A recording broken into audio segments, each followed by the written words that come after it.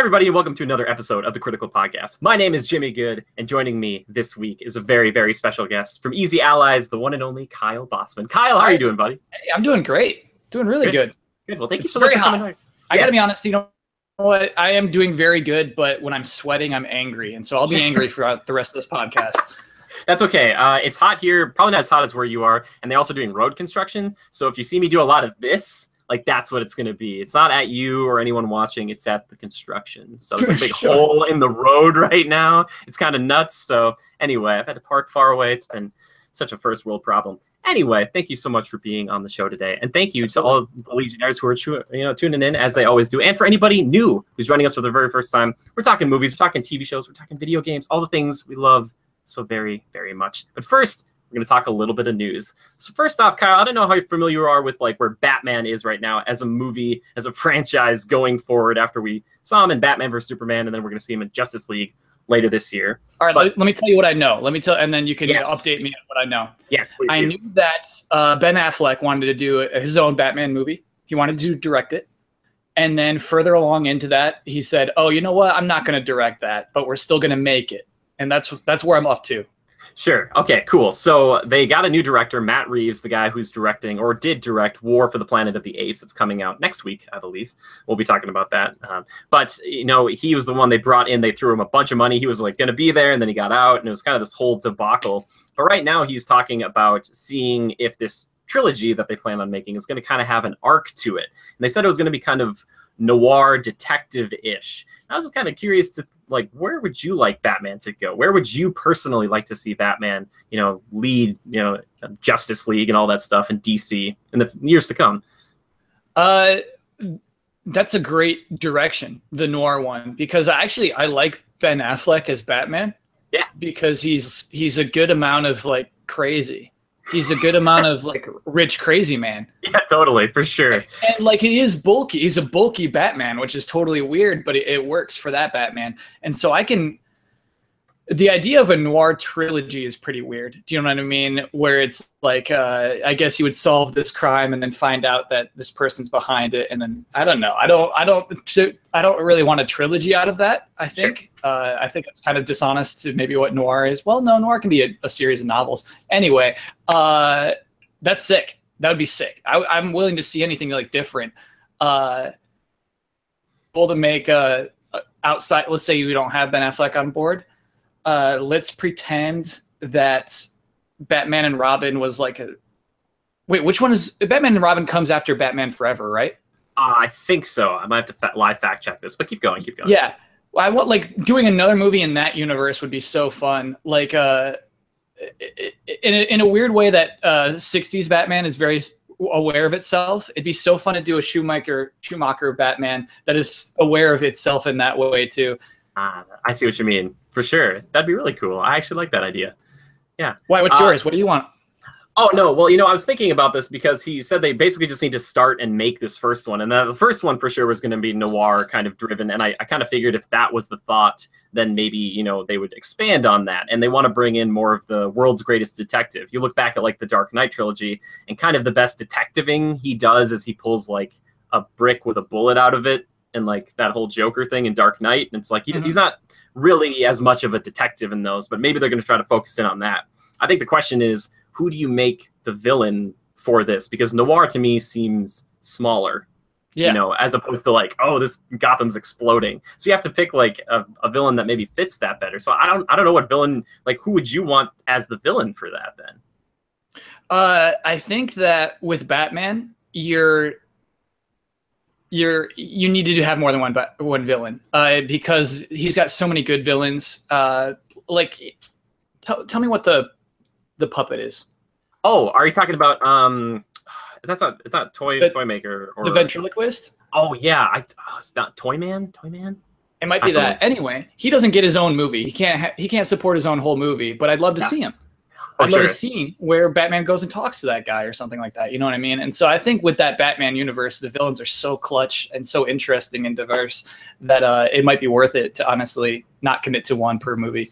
Yeah, definitely. I think that's a smart idea. Kind of we'll get to it later, but Spider-Man kind of having a few ancillary or auxiliary villains to kind of fill in here and there. So I wouldn't be surprised to see something like that. I just looked it up. It's ventriloquist and Scarface.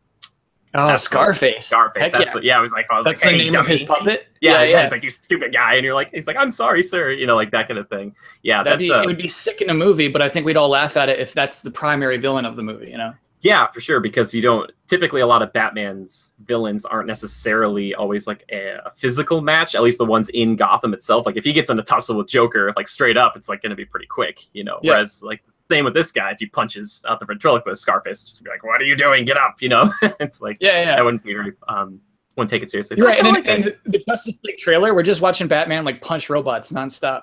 Yeah, exactly. Those, he's like blowing up parademons. He's like flying around his grapple. I'm like, you know, in Batman vs Superman, he's just kind of running away from that fight. Like he shoots a few things, so he's kind of like, I need to back up because I'll die here. So, but are you excited for something like that? Because for a while it was going to be Deathstroke who was going to be the main antagonist for this standalone one, which I was really excited about because I like Deathstroke a lot, but I could see where that'd be weird now in like a noir, like a whodunit, and it's like it was some guy with katanas, you know? It was Deathstroke. And everyone's like, no, it was Deathstroke. It was Deathstroke. Yeah. The thing is, like, I'll watch basically any superhero movie. They all excite me. Even the ones that I hate. Batman v Superman's an awful, awful movie, but I still watched it and enjoyed it. You know. I love you for that. That's so good. I'm the same way. Oh my gosh. Yeah. Okay. So, please continue. So basically, the best thing you can do is just do something that is unique. And so, go nuts. Go nuts with those Batman movies.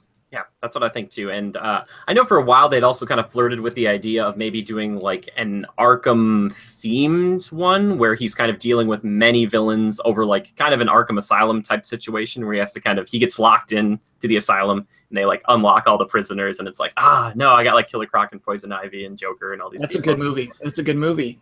Yeah, the problem is I don't know how you make that into like a more exciting trilogy because you start with that one and it's like, where do we go from here? Like, do you put him on another prison, you know? So, yeah, I'm not sure. But I'm excited about it. I hope it's good. I'm just happy Ben Affleck is going to be in this one. I know there have been issues with that. Like you said, he was going to be both the director and the primary actor. And then he stepped away. And now at DC was kind of like, what if Batman leaves? Like, that's not good for your franchise. So I'm just hoping it comes together whenever it comes together. So do you like Deathstroke, though, by the way? Are you familiar with him at all?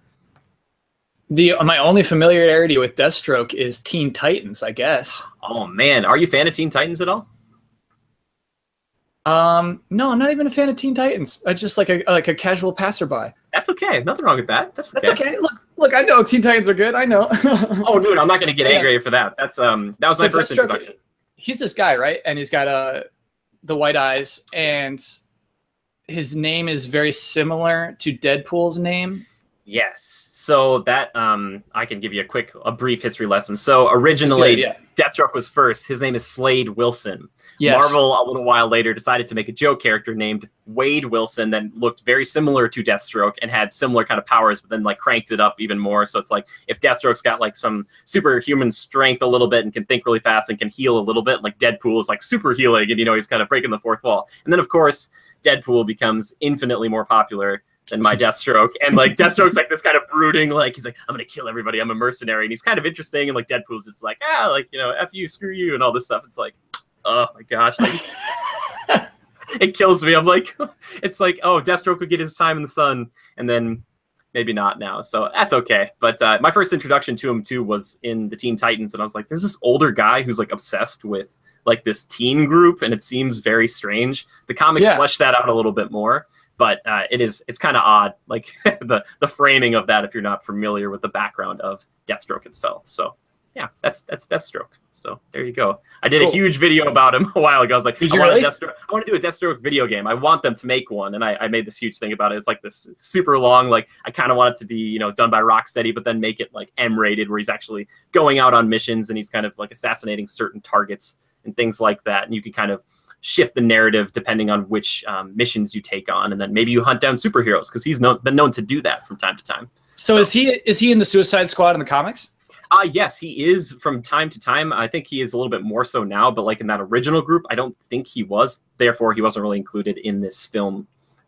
That's where Deadshot was there. And the problem is if you get Deadshot and Deathstroke in the same film, it could be slightly confusing. You know what? I just confused those two guys. That's okay. Exactly. They have like masks. They both use guns. You know, They're both from mercenaries. Exactly. So that's why I'm not surprised that you got those two. They can be confusing. Don't worry about it. And the names: Deathstroke, Deadshot. Wait, so okay, what's the difference? What would you say is the biggest difference between those two gentlemen? Oh, excellent. Deadshot is mostly known. He's like Hawkeye. He doesn't miss a shot. Yeah. He's really like long range, but he's got like those kind of like little gun gauntlets. He's all about that. He can be close range if he has to, but Deathstroke is more of a Captain America gone bad. He's got like a super soldier serum, and he's like really, really super well trained, and he can take on like a ton of people at once. He's very, very powerful in that sense. So I think those are the biggest differences between the two, but they do look very similar at a glance. You're just like if you look at Injustice 2, you'd be like, oh, Deathstroke's in the first game, Deadshot's in this game. I don't know. So yeah, I want Deathstroke. Plus I love orange and black and the katanas. He uses swords too. He's more of like he uses blades and guns, whereas Deadshot typically uses just guns. He uses a knife. Yep. He has to. But yeah, there you go. So yeah, I'm sorry. I could go on and on about this, but I won't. Does Deathstroke die in the first Injustice? Why isn't he in 2? I don't remember. I watched the whole Injustice like playthrough video thing. I don't think he dies. I think it was just one of those things that maybe they thought people like you would say like, oh, you know, why would we double down and have Deathstroke back? He could be DLC. Yeah. You know, he might be really good DLC. So I don't know. He was very spammable in the first game, I guess. Like you could just shoot a lot, like Deadshot is in this game. So it's like, I don't know. Yeah. Not learning. It's like 2 spammable gun characters. Perfect. But yeah, so I love Deathstroke. Maybe I'll show you that Deathstroke video with you sometime. I'll be like, look at this. You'll be like, wow, this is extensive. You love this guy. I'll be like, yes, I do. I really do. Anyway, so we're moving on though, Kyle. We're moving on. Right. So there's this little project going on that I've kind of been hinting at Ubisoft as we're talking about for a while, but they're doing now officially like an anime/animated style of Assassin's Creed, done by the same producers who just came out with Castlevania over on Netflix. My question to you, my friend, where do you put this? Do you follow one of the things that's already been done in the games, or do you go completely off the rails and say like, this is a completely new person, this is a different time, setting, history? What do you do? Do you even talk about Desmond? Like, are you like, Desmond is our main character? Yeah, you do though. Oh man, this is complicated. I'm sorry, I knew it would be, but I had to ask. No, it's like, what is the right decision to do with that? It's just, I think you introduce another, I'm sorry, it's not Desmond. I think the right thing to do is to introduce another new character who has to go into the Animus. Sure. Do you change the Animus? That's like so much work. Yeah. Again, yeah. Because I'm thinking of the movie at the same time, you know what I mean?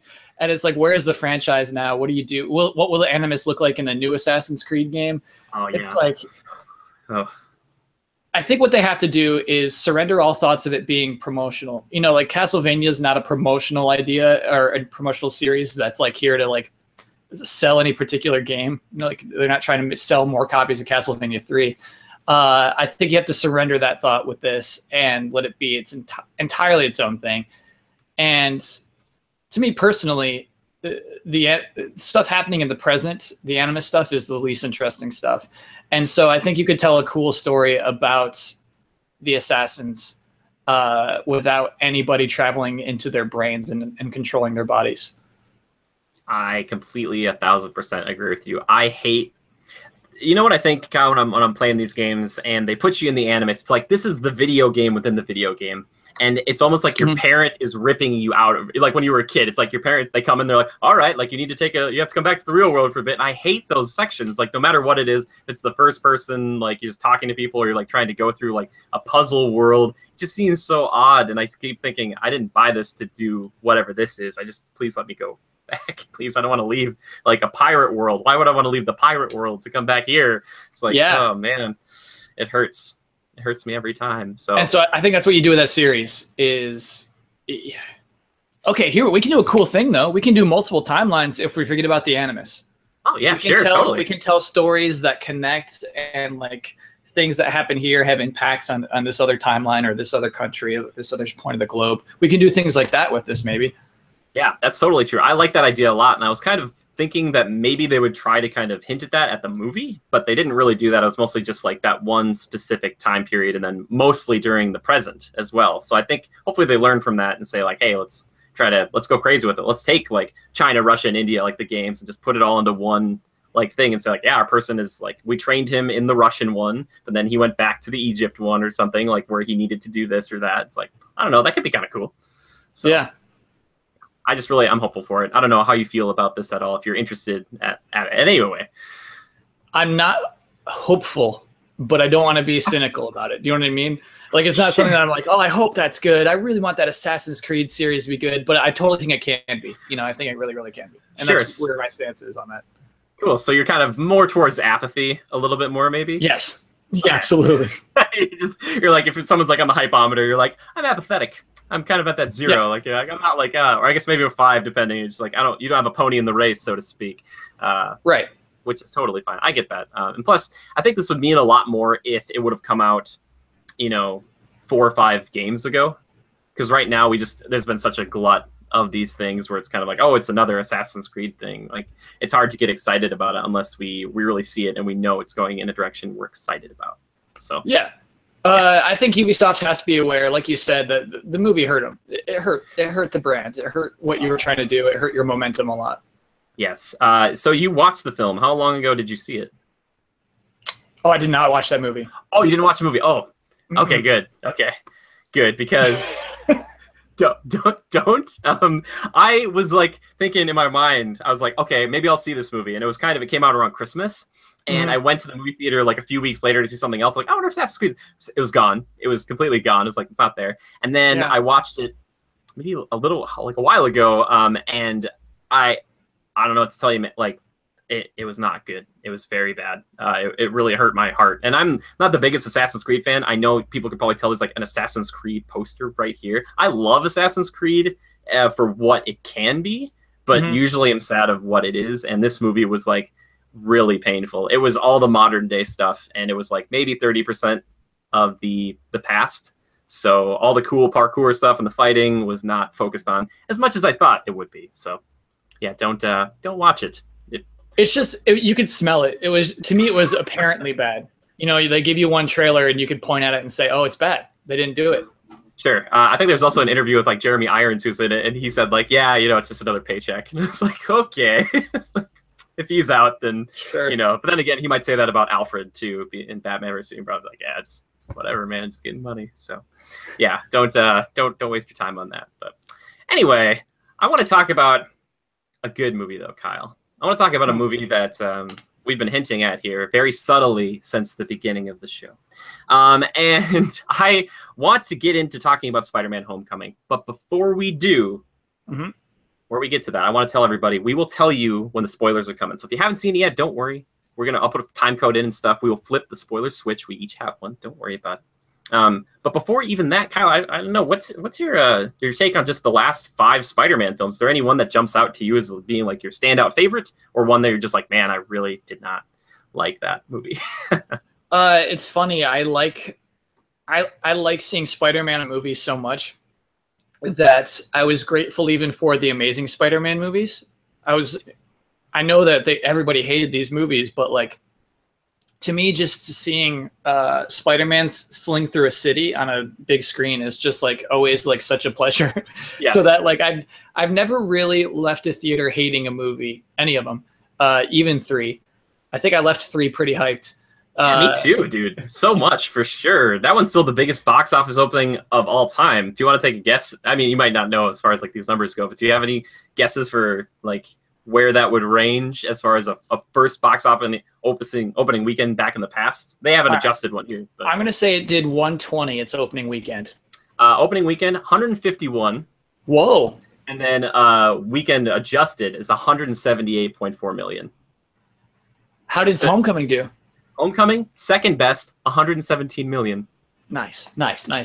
Okay. Which after like 5 films, the last 2 not being so loved, I get that. Guardians of the Galaxy Volume 2, I think, beat it out, but it's because Guardians is fresher, and I think Spider-Man's like, oh, they're like, what, is this a new Spider-Man? Is this like the old? Like, I think a lot of people might be confused with that. But tracking very, very well, which is great. It's like, yes, like, come on, Sony, don't screw this up. Anyway, but sorry, you're talking about Spider-Man. Talking about the Spider-Man film franchise. Oh, yeah. Spider-Man 1, I think really set this whole thing up. Well, now I guess you could argue that it was X-Men, but just seeing like a superhero movie, seeing Peter Parker become Spider-Man in a movie, it's hard to, like, we've had so many superhero movies since then that it's kind of hard to appreciate what that was. To me, it was just a huge deal. It was a huge deal that that movie was made and was just about Spider-Man being Spider-Man, and that it was a success. Like, that was huge. That was really, really huge. I think it kind of set us off in this kind of direction we're in today in a weird way. Yeah, but the weird thing is, the way I watch movies, I don't really ever rewatch them. Oh, really? Yeah. And so I've never seen 2 again. I've never seen 3 again, and I've never seen either of those Amazing Spider-Man movies again. Oh, dang, I would love to sit down and watch any of those with you, because I would just love to see if you're still like, man, this is good, or you'd be like, wow, that's actually kind of bad. You know, I'm positive I'm going to say that's probably pretty bad. You know what I mean? And maybe that's why I don't rewatch movies. I'm just there for that ride the first time. But yeah, that's kind of where I'm at. Is I love that ride. I love going into a movie theater and watching a Spider-Man story. That's really cool. So, is there any particular between the 2, well, I guess 3 now, Spider-Man incarnations, but I kind of want to keep it to both Andrew Garfield and Tobey Maguire. Is there either of those that you kind of prefer over the other, or prefer to Tom Holland? Oh, Tom Holland kills it because he looks like a teenager. Yeah, for sure. The other guys are like way too old. Yeah. And that's fine. I mean, it's weird. I think Andrew Garfield did a good job, and I mean, if we could talk about Tom Holland a little bit. I know you don't want to transition to this new movie too much. Oh, that's fine. I love his Spider-Man quips. I love that they're not all jokes. I love that sometimes it's just saying cool or ouch or ouch my butt. Yeah. Cuts to Spider-Man saying ouch my butt. That is so funny. And that's not a line. That's not like a little quip, like witty, clever remark. It's just an honest reaction to a thing that's happening to a superhero. And I think that's powerful. And so I think that Andrew Garfield, they try to do like the quippy Spider-Man a little bit. And he's pulling that off kind of in a way. But I realize that it's kind of like it plays off as dishonest to a character in a movie.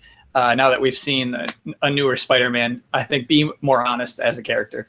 Yeah, definitely. Well, I just watched Civil War last night, and he has a lot of those types of things there. He's like, fighting with Falcon. He's like, you have the right to remain silent. Like, he's trying to arrest him. And it's just like, he's this 15-year-old kid who's in Germany fighting this person he's never met before. And he's trying to arrest them. And he's like trying to read them their rights. Or he'll swear. The Spider-Man will be like, oh, like, what the hell is that? Like, he's just he's a kid. He's just like, holy shit. Like, when Ant-Man grows, he's like, I don't even know what I'm looking at here. He's very honest. And that's a very good point. I really like that about him too. So yeah, that's yeah, Tom Holland, he does kill it. It's hard because now we have him, and so you look at the other 2 guys, and you're like, whatever you maybe liked with either of them, it's hard to say, but it's better than Tom. Like, you're like, oh, but it's not as good like as this guy. Yeah, I think for Tobey Maguire, you could point to some things though where he's super strong. I think of him discovering his powers and the expressions he makes as he's like, and I mean, like, he had the weird organic webbing, but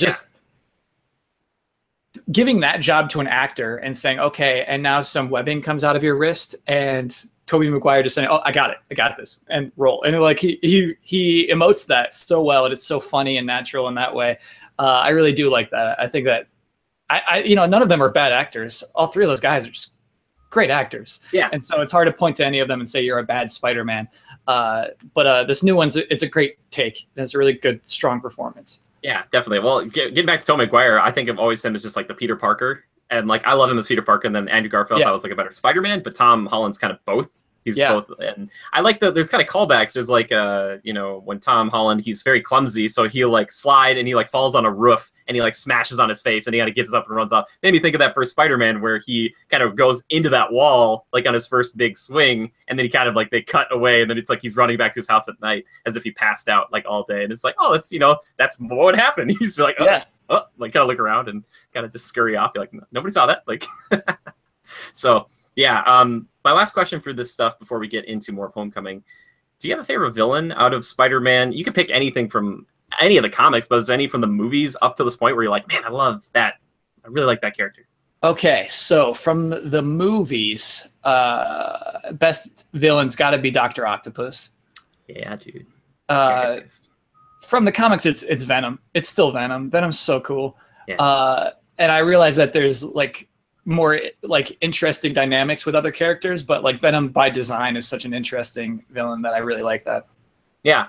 You know a little bit about the Venom standalone film coming up?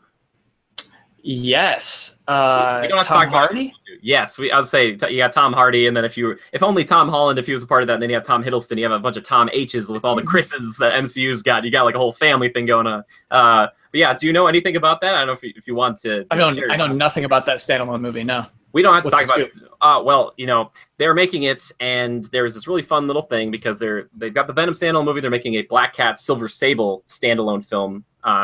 Away from Spider-Man, kind of. But Amy Pascal, one of the kind of head honchos over at Sony, was sitting next to Kevin Feige, and they were getting interviewed, and this guy's like, is Venom going to be part of the MCU? And she's like, well, he's not going to be a main part of it, but they're going to be adjuncts to the MCU. And you can see Kevin Feige just like kind of look at her and go like that, and then they had a talk, you know, behind the scenes, and she released this thing saying, yeah, Venom and Black Cat, Silver Sable are their own thing away from this Spider-Man in the MCU. They're not a part of the MCU. It was just like, everybody like reel it back in, because they're like, you know, Sony, we don't want you kind of mucking up everything that we've done, and I'm sure there's a lot of money involved, so. All right, so I got more questions for you then, actually, about this then. So this movie was a collaboration with Marvel and Sony. That is correct. The standalone won't be? Yes. So what's going to happen with those ones, because they technically own all those rights, is that they will be making these not with Marvel Studios. Basically, this one went down like this. Marvel Studios made it, and Sony basically did all the publicity, all the trailers, all that stuff you saw was Sony. Marketing, probably. The market, exactly. So for this other stuff, it would be like, we make a Venom film, but we don't share anything, and they might not even tie it to Spider-Man then. They could, potentially, but it might have to be a completely different one than the MCU one because of all those problems. So it's like, how do you do Venom? Like, do you do an Agent Venom, but it's going to be Eddie Brock, so it's not going to be Agent Venom? And then there are, like, rumors that Carnage might be the bad guy. So it's like, how do you do any of this without Spider-Man? It's like, I just don't get it. Do you make it just like an alien symbiote that just crashes and you're just Spider-Man 3 it? You're like, there it is. It's just... So I got a couple of what do you call it when you have like 3 comic book 5 in a row? Oh, series? Well, they're short and they're called trades, aren't they? Are they called trades? Oh, that might be what it is. Yeah, you might be right on that. So I got a couple that I still haven't read yet, and one of them is, hold on, Venom's Space Knight. That sounds really cool. I'm not. And I gotta be honest with you, I bought it because of the cover. Let me show you the cover. I'll go grab it real quick. Please do. Thank you. Live cover. This is so cool. Oh man, I gotta get more comic books, guys. Send your comic books to me, please. That'd be great. Well, I mean, look at this thing. Venom Space Knight. Whoa. Is it backwards for you too? On my webcam, it's backwards. And so, like, here's Venom in space. I've yet to read this, but what's weird though is I think you're right. Is that Venom's an interesting villain to Spider-Man. He's so intimidating. He ruins this safe world that Spider-Man's created. You know what I mean? And so, like, do I really care about Venom Space Knight? Not too much, but it looked weird enough for me to buy it. So you're right. How do you make that movie? How do you add stakes? But I don't know. You put Tom Hardy's Batman or as Venom. I'm in. Like, I'll watch that. Exactly. Yeah, we've seen him play a big hulking villain in the past, and now we get to get that even more so. And he's a very competent actor. I'm just really sad that right now it isn't tying into the MCU. I would be surprised though. Yeah, I didn't know that. That's how that worked. That's a bummer. I know, it's strange, and I feel like Sony might pedal back on this because right now they have a 4-contract movie deal with Marvel Studios. It's Homecoming, the sequel to Homecoming, or Homecoming 2, Civil War, and then Infinity War. Those are the 4 films that Spider-Man is supposed to appear in. That's what they have contractually obligated. Could that? So we're 2 down already, and there's only 2 more. Yeah, so we don't. That could get extended. But right now, that is what it's sounding like. I know it's very strange, but obviously there's a lot of money involved. And Sony was like, hey, let's make this work because it's not working for us right now. And Marvel's like, we know how to take the freaking Guardians of the Galaxy and Doctor Strange and make them like box office darlings. Like, we can, Spider-Man's easy. Like, you give us Spider-Man for like 5 seconds, we can give you like a perfect, easy plot. Just like, there you go. Here's a great movie. It's going to make tons of money. So I'm just really hoping that they can strike some sort of deal. Or maybe one day, I don't think Sony will ever let go, but if my mouse could just buy him outright, that would be beautiful. I don't know how much it would cost, but they would make it back pretty quickly. I would think they'd be like, I'll just drop like $5 billion on it, just buy it, all the rights back. Yeah, because that's the thing is Spider-Man. I don't think you would make it back quickly. I think it would take like 10 years because I bet Sony would be like, no, we're not paying this for anything. But I feel like he's such a valuable character. Any fictional character who you create and visually stands out for 50 years, just buy it. Just buy that character. You know what I mean? Like there are none of those. You know, there's probably 50 of those in our entire planet, and so like that's so valuable. And yeah, Spider, he stands the test of time, and it's a design that still looks good, and you know you can change it in little ways, but it is still, I don't know, is an interesting icon still. Yeah, definitely. And I just say, you know, it's more of a thinking of it as time wise. I just think that for a franchise or the MCU being like 22 movies strong, if they got him back, that 10 years would go by really quickly because they'd be like, we're going to put him in like 20 different films. Like he's just going to show up and be like, hey, everybody. And he'd be like, oh, he's Spider-Man. He lives in New York. Like, how's it going, Spidey? So, yeah, plus the merchandising, I don't know right now if that's Disney or not because I know they're starting to sell that stuff in the parks. Parks rights gets really strange. Thankfully, you guys over in California have them in the parks, but over in Orlando and stuff, they can't have them. That's Universal still technically owns like Spider-Man and stuff in the parks, like over in that state. It's very strange. So it's different state per state. It's different. It's specifically for that state, for that area, for Orlando and stuff. When all that went down, when they were selling rights, when Marvel was selling off this type of stuff, a lot of these it got really weird, and it's Universal's holding on to that, and like X-Men, and like you could see Captain America like at Universal and all this stuff, and it's like, wait a second, you're not like with Universal at all, but they own those park rights and they have like this legal binding stuff that keeps them in those parks for now. At Universal, they have like a whole island, right? They have like Superhero Island. Yes, they do. It's this huge, crazy thing. I've never been there personally, but I've watched many videos. I'm like, okay, this looks pretty cool. This looks pretty cool, but it's not to the level. It's pretty old. You know, it's like 90s style. Like they're big comic book cutout things. It's not like if Disney got a hold of it and said like, we're making a Marvel land. Like that would be insanity. It would be like, we built Avengers Tower because we decided we could. You'd be like, okay. You're like, sounds good. But yeah, so that's why it's weird. But thankfully, like I said, over in California, you guys have like Guardians of the Galaxy is coming, you know, and you could see Captain America and Spider-Man in Disneyland California Adventure. So, or Disney California Adventure. So yeah.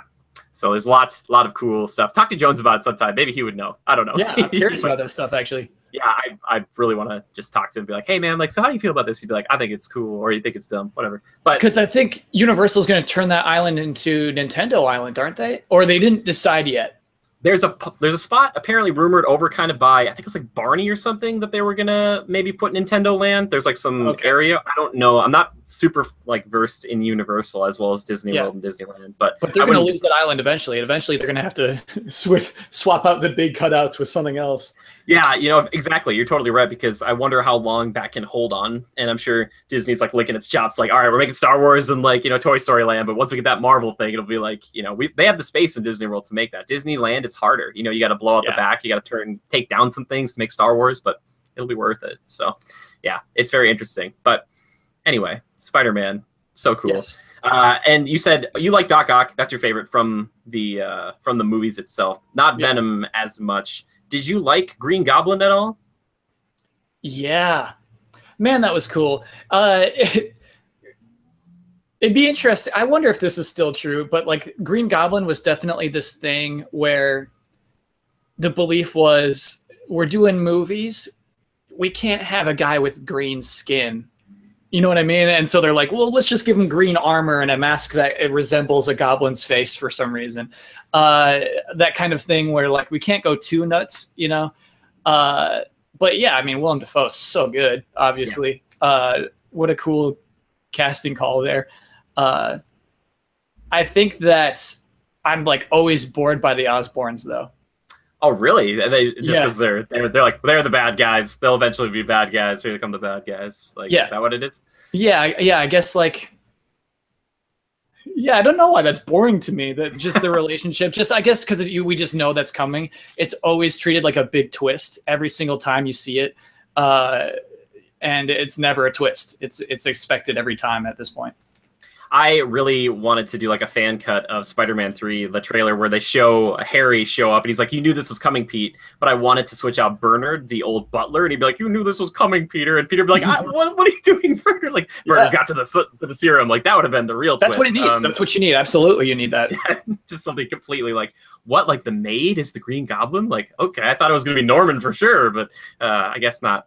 There are some old masked tests they did for this. It wasn't ready. I don't know if you ever saw those, but they are terrifying. Like, they're really crazy. It's very animatronic, very like controlled, like big eyes and stuff.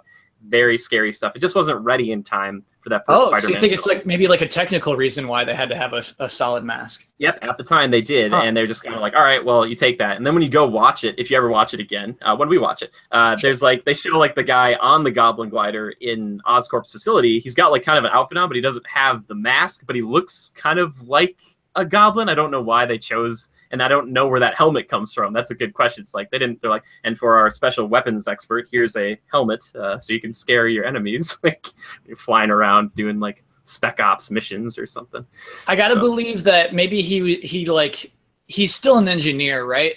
So like, imagine just if an engineer goes nuts, I think that person could easily make themselves a little goblin mask if they really wanted to. Sure, that's totally true. And 3D, I would 3D print a goblin mask.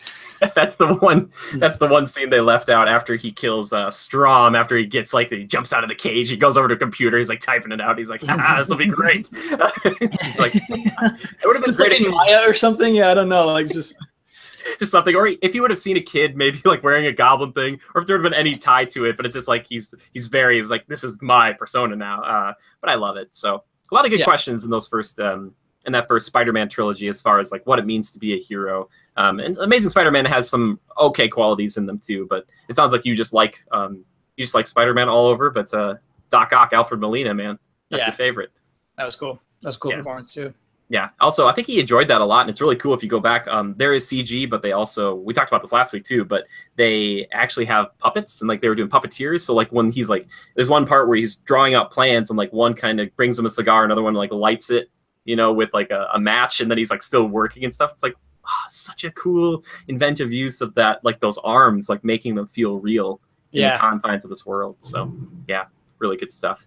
So here we go. We're going to get into Spider-Man Homecoming. But first, before, I know we keep saying before, I have one last thing I need to do. I need to salute our commanders. Thank you so much. Jonathan Larson, one of our $100 patrons over on patreon.com. Thank you so much. We really appreciate it. you're loved and cherished. So thank you. Now let's get into it. Should I salute too? If you want to salute, you're totally. Jonathan Larson, $100. Thank you.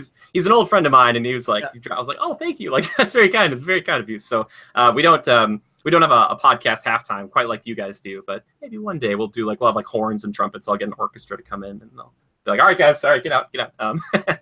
So Kyle, what's the story with Spider-Man Homecoming? What's like a brief plot synopsis that if you could, if you want to sell somebody on this. Spoiler-free plot synopsis. Yeah, I know it's a hard sentence to say. This is it's a Spider-Man's a teenager. It's a high school comedy drama with Spider-Man in it. Yeah, I guess that's what I would do with that. I guess that's how I would say that what it is. Yeah, that's perfect. And it kind of takes place a little bit all over the place as far as timeline goes. Did you get confused at all during this? Oh, no. Should I? Now I have more questions. We might have to just turn spoilers on because now I feel like I should have had more questions. No, that's totally fine. No. I just feel like the very beginning, that's like 8 years. It's not really a spoiler. It's like right in the beginning. It's like 8 years prior to the events of Spider-Man Homecoming that kind of show some of the aftermath of Avengers. Yeah. So I didn't know if it seemed pretty straightforward to you though too. Like it was kind of like, so here you go. I gotta say, yeah, I love stuff like that because Avengers is crazy. It's crazy that this huge alien fleet attacked New York City. Yeah. And I like what Marvel has done since then is handling that. Saying, okay, that happened. That wasn't normal. And people are dealing with that. And there are consequences to that. Basically, if you just dump a bunch of stuff on a planet consistently without ever having somebody say, wait, what? What just happened? And so seeing humans react naturally to a huge alien attack on our planet, I think was pretty cool. Yeah, ever since then. And so I'm always into scenes like that. I'm way into that. Me too. Also, kind of reacting like it's Civil War, saying like, "Hey, you know, you guys kind of cause a lot of problems, and no one has said you guys should probably be better about this." Like Civil War is all about like responsibility, and I think a lot of superhero films up till that point was kind of like, "Well, as long as you got the job done, it's like I don't care how many civilians died. It's like you stop the bad guy." It's like, no, you kind of are killing a ton of people. Like we need to bring it back. So. Yeah, but was there anything in the film that you could talk about without spoiling it that you were just like that you love so much? You know, we talked about Tom Holland before being a standout, probably the biggest standout feature of this whole thing. But was there anything else that you really appreciated? Yeah, I appreciate. I would say there's a lot of low key to this movie. Lowkey, not Loki. No spoilers. Good job. There's I love that so much. Thank you. There's just a bunch of like it allowing itself to be a movie. It's allowing itself to tell a story about characters without always worrying about being a superhero movie. But when it is a superhero movie, it handles all of that so well. It's just very good to me. I like it a lot. There's nothing that stood out to me where I'm like, this sucks. You know what I mean? And so to just have 2 hours and 20 minutes of being delighted nonstop, it's treasure. It's nice. Yeah. I completely agree with you. The last few weeks, I've seen about a movie a week just because I'm a guy who likes to review movies. And the last 3 weeks before this, Kyle, were The Mummy, Pirates of the Caribbean, Dead Men Tell No Tales, and Transformers: The Last Night. And I'm going to tell you... I walked out of each one feeling worse and worse, and I walked out of this theater I felt so light, and I felt like there's hope in the world again. Like I was like, like there was sunshine like streaming through the clouds, and I was like, I'm so happy that this was good. I was like, it was like Wonder Woman was like here, and then all this horribleness, and then like that, and I was like, oh, thank you so much. Side note, did you see Wonder Woman? Yeah, absolutely. Do you like it?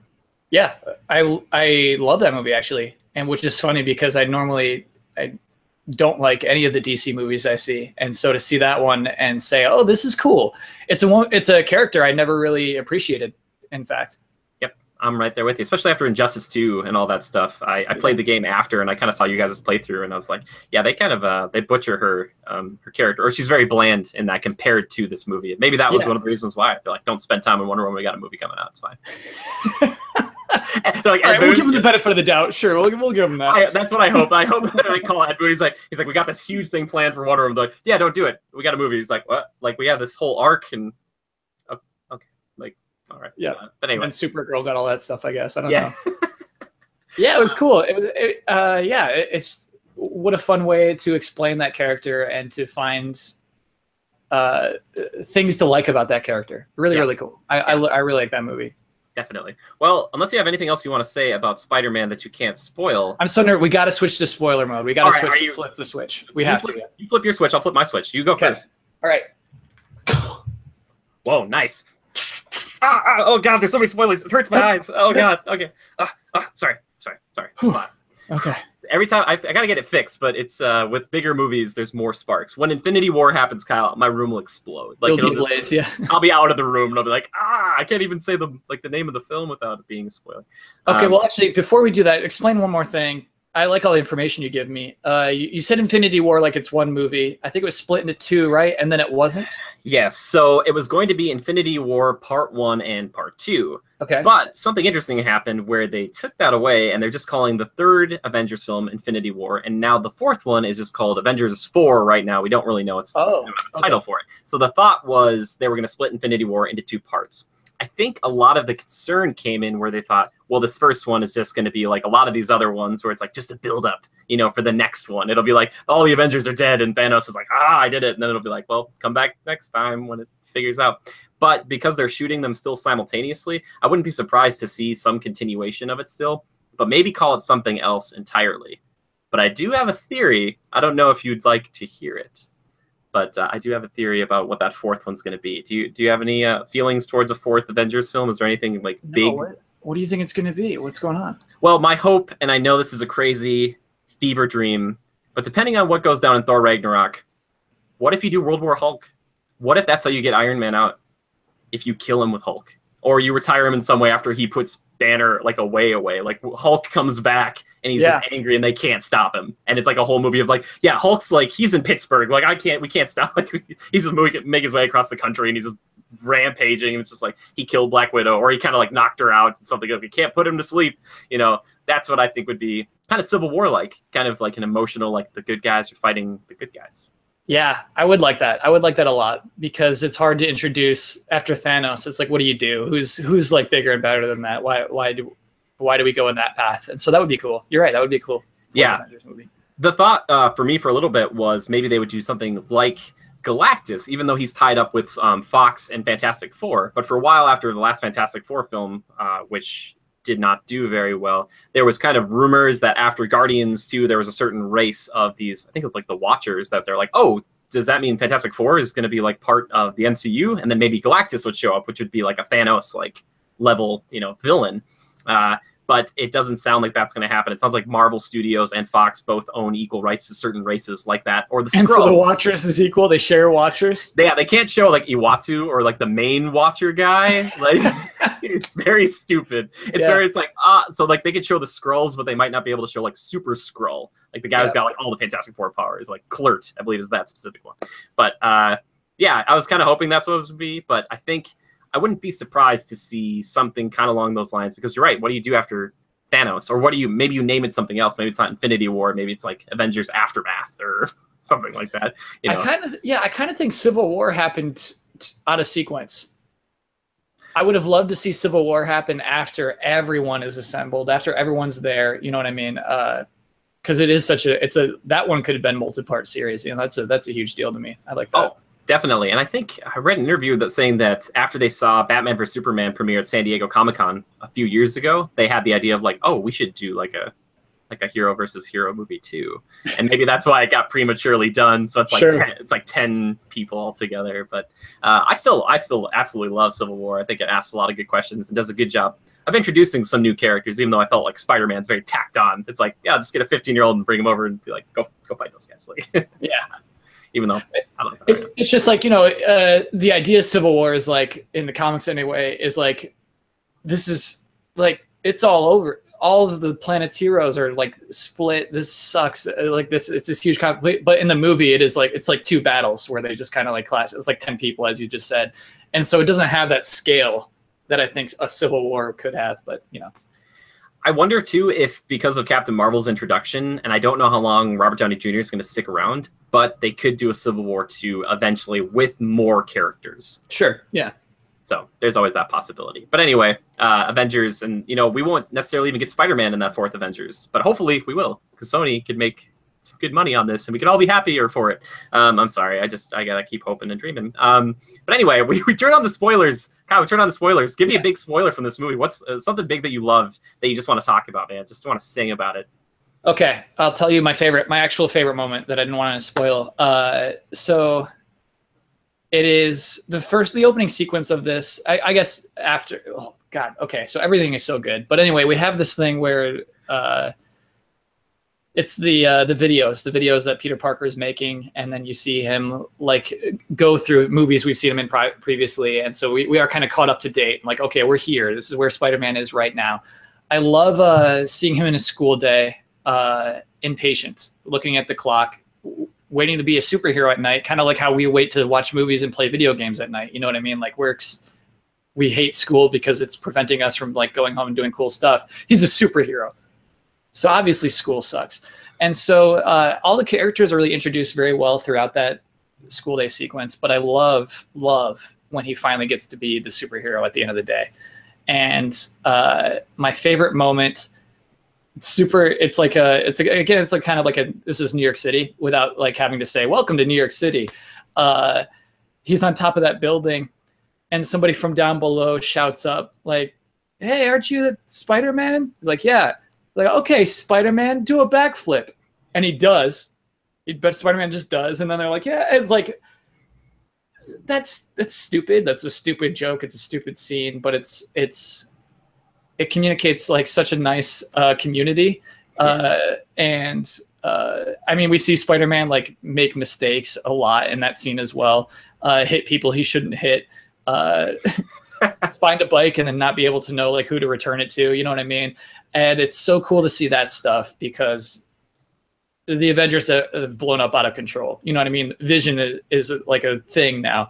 And so like, it's funny they made a reference to Vision anyway, and how like weird it is that like, we have to deal with this. This is part of our life now.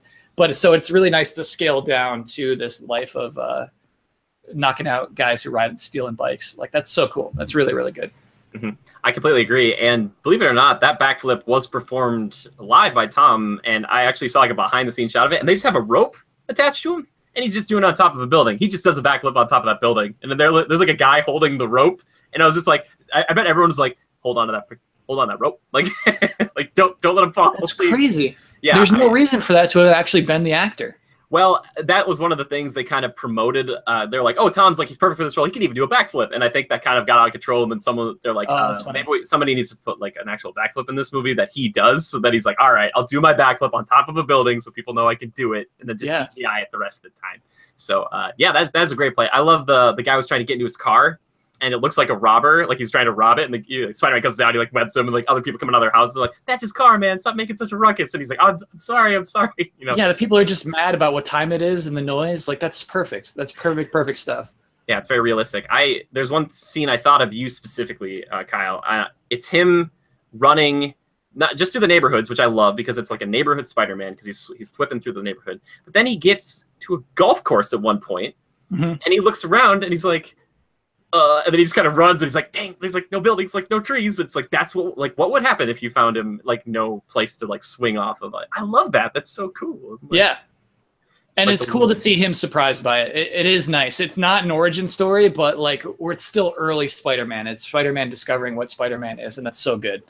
Yeah. What did you think of the suit in general, the look and maybe even the voice of Karen Jennifer Connelly, who was from the old Hulk movie, believe it or not. That's Jennifer Connelly, huh? I know. I didn't know. I think she's maybe even married to Paul Bettany. Maybe? That's funny. So like they both AI, they're doing AI stuff. But yeah, what did you think of that whole like the suit and Karen and all those things? The suit's great because the suit is there to make the ending better. And I love that. I love that so much. I love that it makes sense for him to have these capabilities that the Iron Man suit would. If Tony Stark's building this thing, like why not? And then to have that revoked, to have that removed. And every superhero movie we see, they suit up for the final fight and they have like the coolest version of their suit. We're talking about the Schumacher Batman movies, you know what I mean? It's like, okay, now let's have our cool versions. And so that's what we're accustomed to. It's so cool to see him go into this final confrontation with the wackest Spider-Man suit ever. The one with just like, it's a hoodie and it's like the one he used to wear. That's so fun. And that it's the line, it's to really hammer down that line of like, if you need the suit, then you don't deserve it. Is that the line? Yeah. Yeah. I think that's basically the line. Yeah. Tony Stark saying to him, like, yeah, if you need the suit so badly, then you don't deserve it. You know? Yeah. And so you can't have that line. You can't have that have meaning if the suit's not incredible. If it's not this super cool thing with like crazy abilities and stupid AI that's able to track people and listen in on their conversations, that's all so necessary for it to mean more when he's on his own. Yeah. Oh, definitely. I think that's really cool because you're right. It's kind of like it kind of reminds me a little bit now that I think of it like the Venom symbiote, where you have this ability throughout like a good chunk of the main part of the film, like the second act, and you're like, wow, this is so cool. How could anybody beat him? And then it gets taken away from him, and he's like, well, guess I'm back to basics. And he's like, I'm not going to stop because this is who I am, and I can't just walk away from this. I'm Spider-Man still. Doesn't matter if I have the suit or not. So, yeah. And the scene where he is trapped, crushed, sees his reflection, which is on, it's a little cheese to having it like half the mask inside of the reflection. It's great though. Him saying, all right, come on, Peter, come on, Spider-Man, as he pushes up. That's a powerful moment.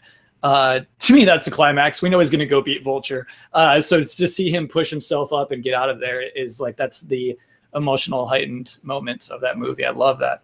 Oh yeah, definitely. I think that's one of the most famous comics too, is where he's trapped just under this big, just kind of pile. I don't know if you're familiar with it at all, but I don't know. it's a whole. I think it's just a whole issue of him like being trapped under this huge thing, and he's kind of thinking about himself as Spider-Man, and like he's like, I literally, I can't move this thing. Like I'm stuck, and I need help, but I can't get help, and kind of dealing it with it himself, and saying, you know what, I can do this alone. I have to. Yeah. So, which is. There's another thing I love about this movie. And it is Spider-Man being Spider-Man in that he makes mistakes for sure, but he always puts his superhero life above his private life.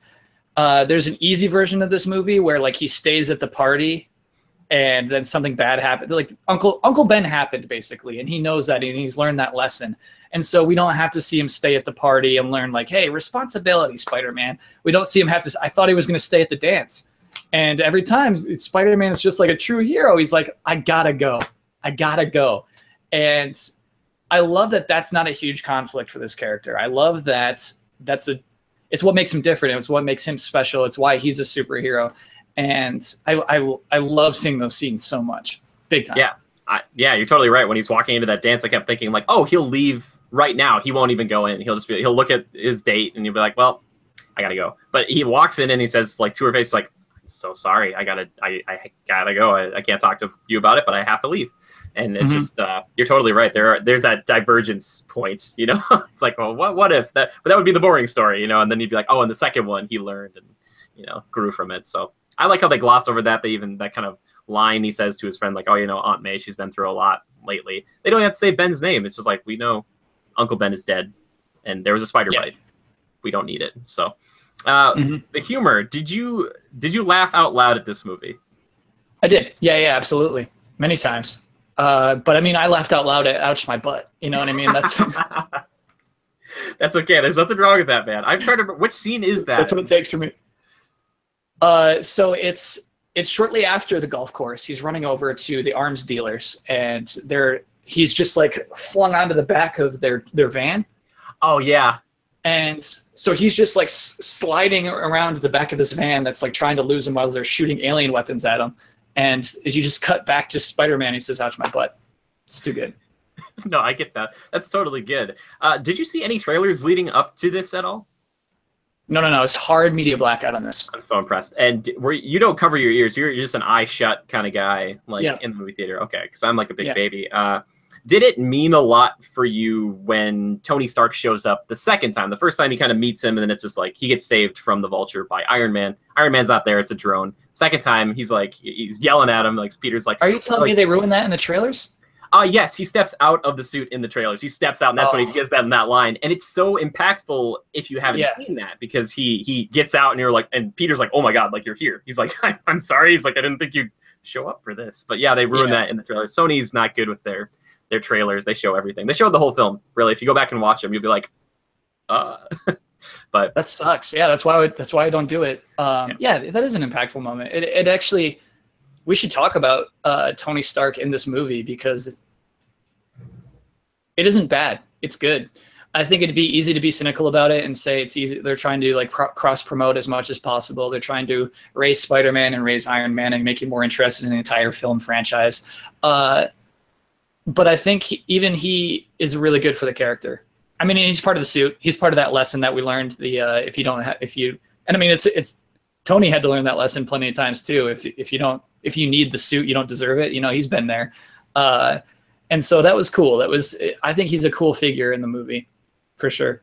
Yeah, definitely. And I think that moment when he kind of gets him out in the beginning of the limo, it's kind of like the thought is, oh man, this is going to be kind of like, if you don't know Spider-Man and how culturally significant it is, you think, oh, this is just like the kids show. It's like the B movie. Like, this isn't an Avengers movie. There goes the Avenger himself. He's gone now. But then you get into this cool high school film that he keeps coming back into, even though he's still doing his own stuff. But his presence is always felt because of the suit primarily, which is a lot of fun. And it's kind of fun to see, like, oh, you have like 567 web combinations, and you have like all these modes, and you have like a kill shot mode and all these things. And you're like, oh, okay, why do you have these things? But they're there for him to get to use eventually. And that's the hope, I think, is like he'll get to a point where he's using all these things like flawlessly, as opposed to being like, I want the taser web, like, you know. So is there any like gadget or anything that you on his suit that you really enjoyed a lot? Yeah. Spider-Man in the comics has had the like the webbing, like the gliding, and I don't think he's ever had that in the movies. Did he have that in Amazing Spider-Man 2, maybe? No, that was the big thing about that one, is that like it was like a legit suit, and it kind of like in that falling scene in like the trailer, it was kind of like shaking and stuff, but he didn't have the wings or anything. Oh, okay. So yeah, I like that. I think it was implemented well. I think he only used it once to like glide in, and that's cool. I mean, Spider-Man's got that. We don't have to ignore those. That's totally cool. That's probably my favorite like of the gadgets. Yeah, that's what you know, to be honest, if you can call it a gadget, I really do. I liked Karen's implementation. I don't know how they've done this for the third time in a row, but making an AI like kind of fun and interesting and also funny, like kind of saying like when he's looking at Liz at one point, she's like, "This is your moment, Peter. Kiss her." And then like he falls from the elevator shaft and like after saving all these people, and it's just like, why is Karen like telling him all this stuff? She's like, "Oh, I think you're pretty great." You're like, it's doubly good because Spider-Man's upside down, Karen's right there. It's kind of reference to older Spider-Man movie, which is great. Oh yeah, for sure. That's a really good moment. You're right. That's so solid. Well, just in, like the fact that Tony Stark was the one who programmed presumably this character, and then it was like he's about like, oh, he probably needs like a mother figure, like, you know, give him this, whatever, it's fine, and that he didn't know it was a part of that suit, and then he unlocks it, and he's like, whoa, and then he has that cool conversation with her. He's chilling out in that holding area for damage control, like where all that stuff is, and he gets stuck in there for that night or that 37 minutes, and he's just chilling out, talking to her, very kind of Deadpool-esque. I felt like a little bit where it's kind of like he can be kind of fun. He can wear a jacket. He can kind of like hang out and like lay on a web and just. But I like that more than Deadpool. I think it doesn't feel as forced with Spidey. He's just kind of a kid. He's like, I'm trapped in this room. I can't get out. He's like, I want to get out, but I can't get out. So I'm just going to kind of hang out. And I just thought it was a really fun little scene for just two characters, more or less. I don't know. How do you feel about that scene? Oh, I love that. I love the scene too. It's always a super easy joke, but in this case, it still works. How long we been here? 47 minutes. Like, oh, come on. You know, that's perfect. That is a good scene. It's honestly weird. He puts on a hoodie and then his jacket over it. And that's the one I am familiar from with the marketing materials. I think it's for the look, and I think it's cool. It is Spider-Man playing around with a suit. I like it a lot. I dig that scene big time. And again, it's just Spider-Man dealing with his responsibilities. I think it'd be easy for any of us to just be like, okay, I guess I'll just wait for that door to open. But, you know, I forget what it was. He had to like do a random process on the machine and just do 147 tries or something like that. And it was just like, yeah, that worked. That's what he had to do. Yeah, I also like that he was trying to get back to the decathlon to be a part of it, but then his team still succeeds without him. It's not like he comes back and they're like, we lost because of you, Peter. I thought for sure that was going to happen, and like everyone would turn in on him, and it was like, no, we still did it. Like this kind of angry Michelle girl, she was like, she had the right answer, and we won it. So it's like, oh, cool. All right, so you don't even need me. It's like, we definitely would have won if you would have been here, but it was more of kind of a thing that you weren't. So jumping back, you know, you're talking about Tony Stark a little bit. How do you feel about the ending? With kind of Tony saying like, hey, you know, Peter, if you want, we're going to introduce you to the world right now. Put on this new suit, get out there. You're going to be a new Avenger. What do you think? Do you like that? Oh, big time. Oh, I love that so much. It is kind of, I mean, the suit looks super cool, and it is exactly what that suit should look like. And I think a viewer could easily think, okay, and okay, so I see where this is going. This is, you know, I think the viewer could be tricked into thinking that Spider-Man would make that decision and that Peter would make that decision, but no way. And it's so cool because he wants that for the whole movie.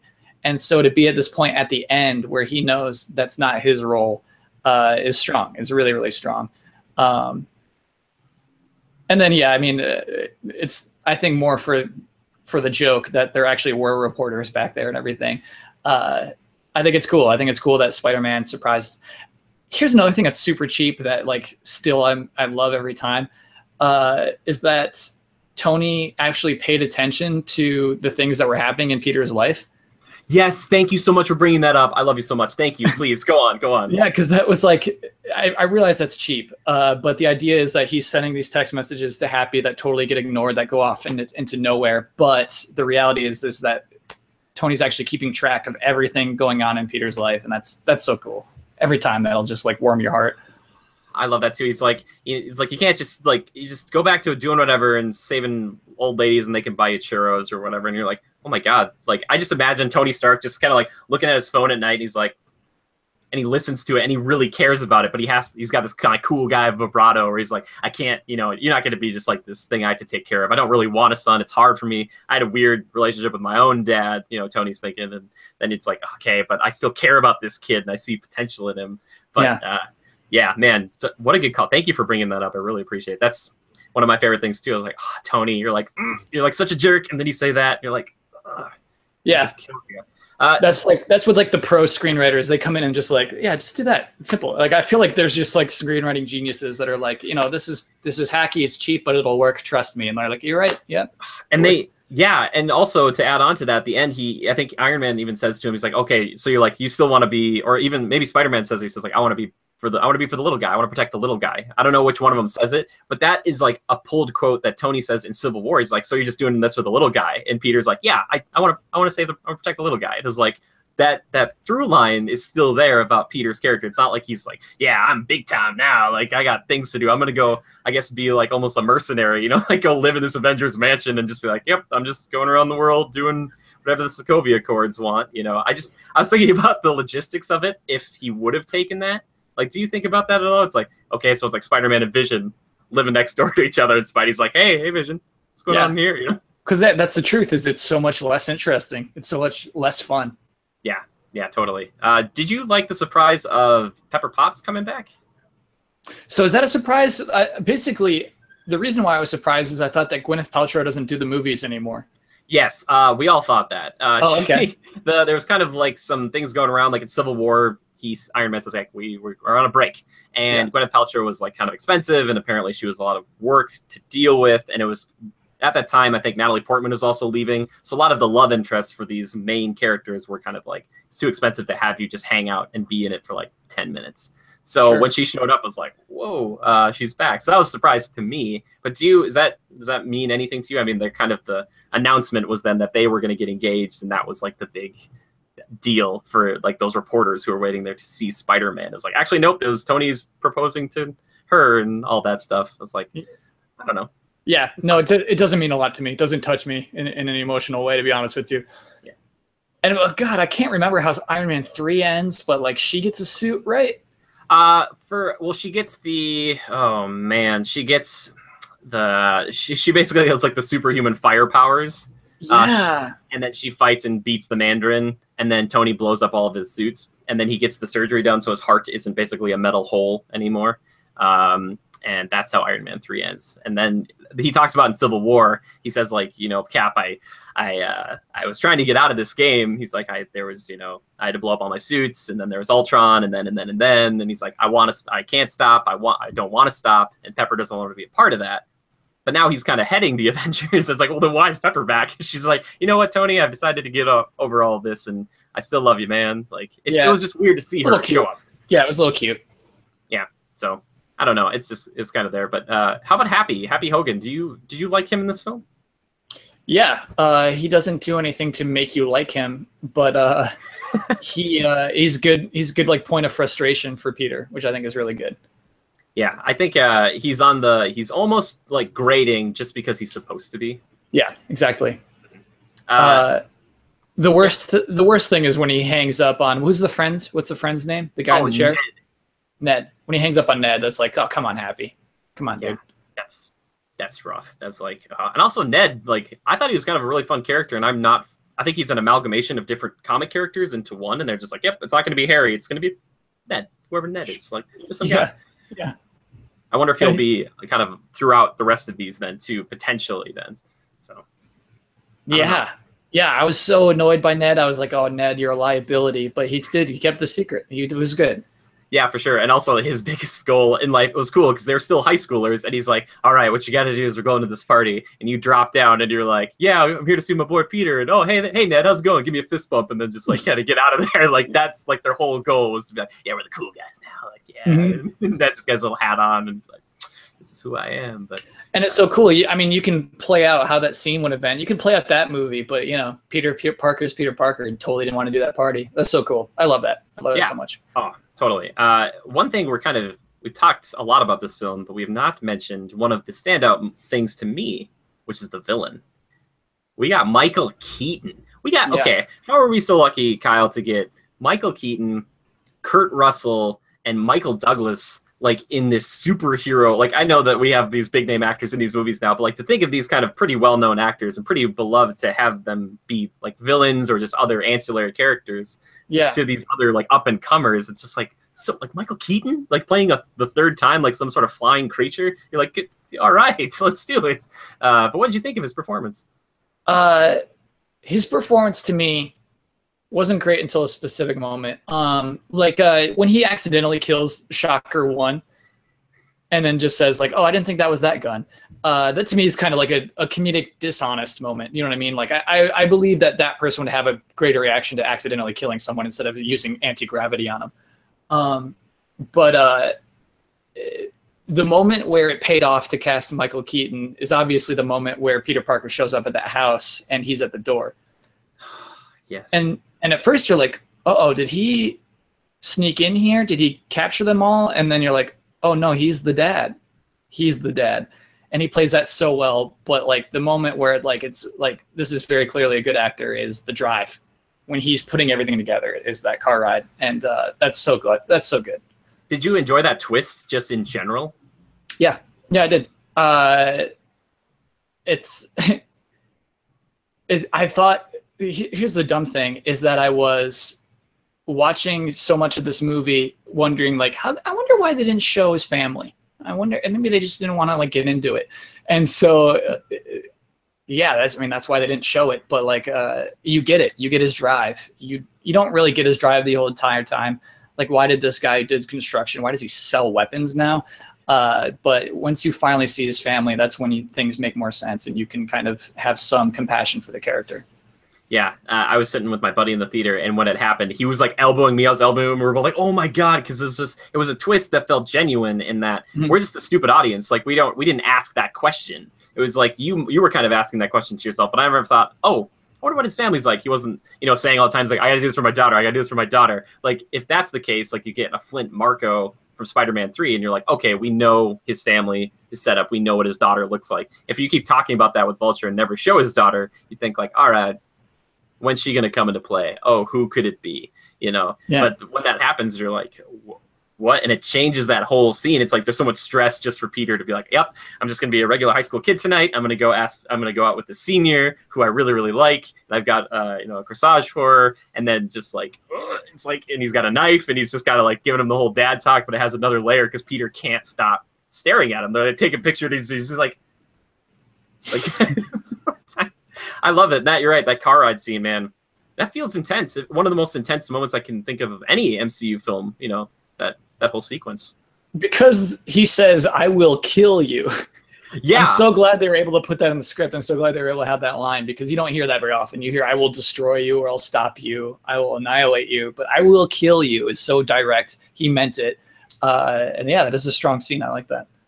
I wonder if he wasn't so shocked, for lack of a better phrase, if the Vulture in that, or Adrian Toomes just in that moment would be able to kill him because he's got the gun or whatever, but you're like 2 feet away from Spider-Man. That's his wheelhouse. Like if he was a more seasoned Spider-Man, that wouldn't work because he'd be like, you try it, buddy. You can pull a gun on me. It's like, I'm sitting in the back seat.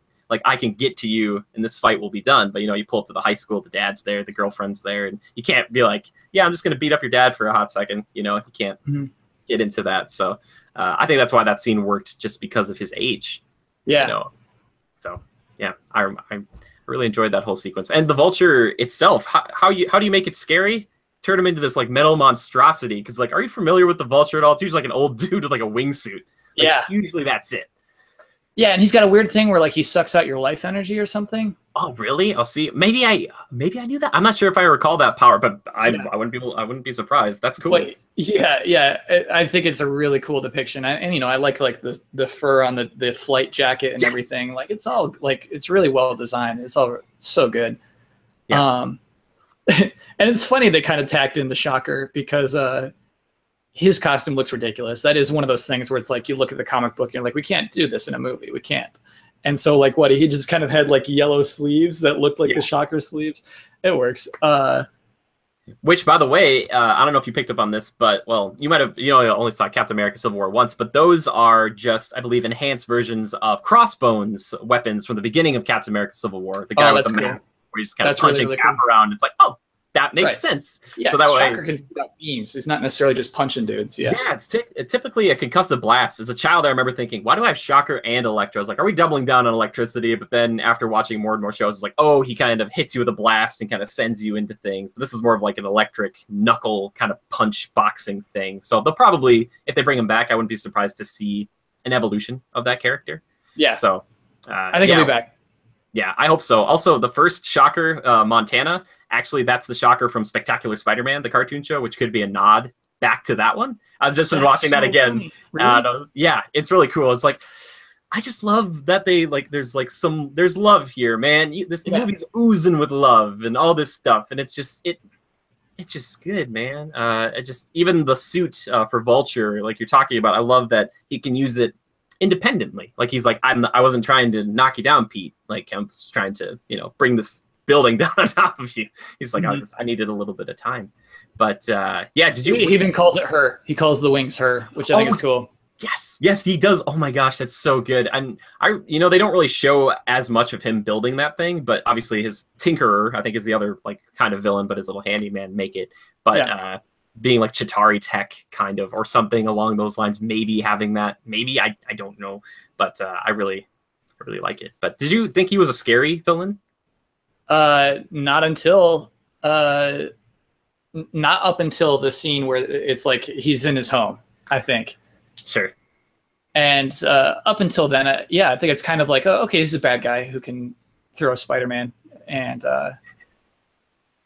it is kind of cool in a way that Spider-Man's super strong. Spider-Man's like a great superhero, but he was outclassed even by the Vulture, which is crazy to think of. But it's like cool to make a movie where Spider-Man is outclassed by the Vulture. I like that a lot. Mm-hmm. There's one really good line in there where, and again, watching Civil War, it makes a lot more sense. But Peter says to Tony, he's like, Tony, I fought Captain America. I'm ready for this. And Tony turns around, he says, if Cap wanted to lay you out, he would have. And it's like, he's like, oh yeah, he's like, if he wanted to kill you, if anybody on that field wanted to kill you, and that's the truth. Yeah, and that's absolutely the truth. Yeah, I think the Vulture could have killed Spider-Man in this movie, but he wanted to run away with that treasure. You know what I mean? Like, it's like, yes. Spider-Man's not great yet. He's not great yet, which is cool.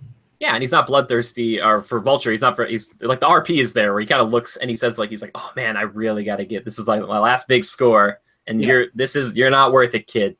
And I'm gonna go do this, but only if he knew that like the reason his daughter was in danger in the first place is kind of Spider-Man's fault. Like, he's like, you saved my daughter and you get like a 1 free pass. And then I kept thinking, like, Peter's probably like, oh, if only he knew about the whole like Chitauri grenade thing in my buddy's pocket. Like, you're sure. Like, like, yeah.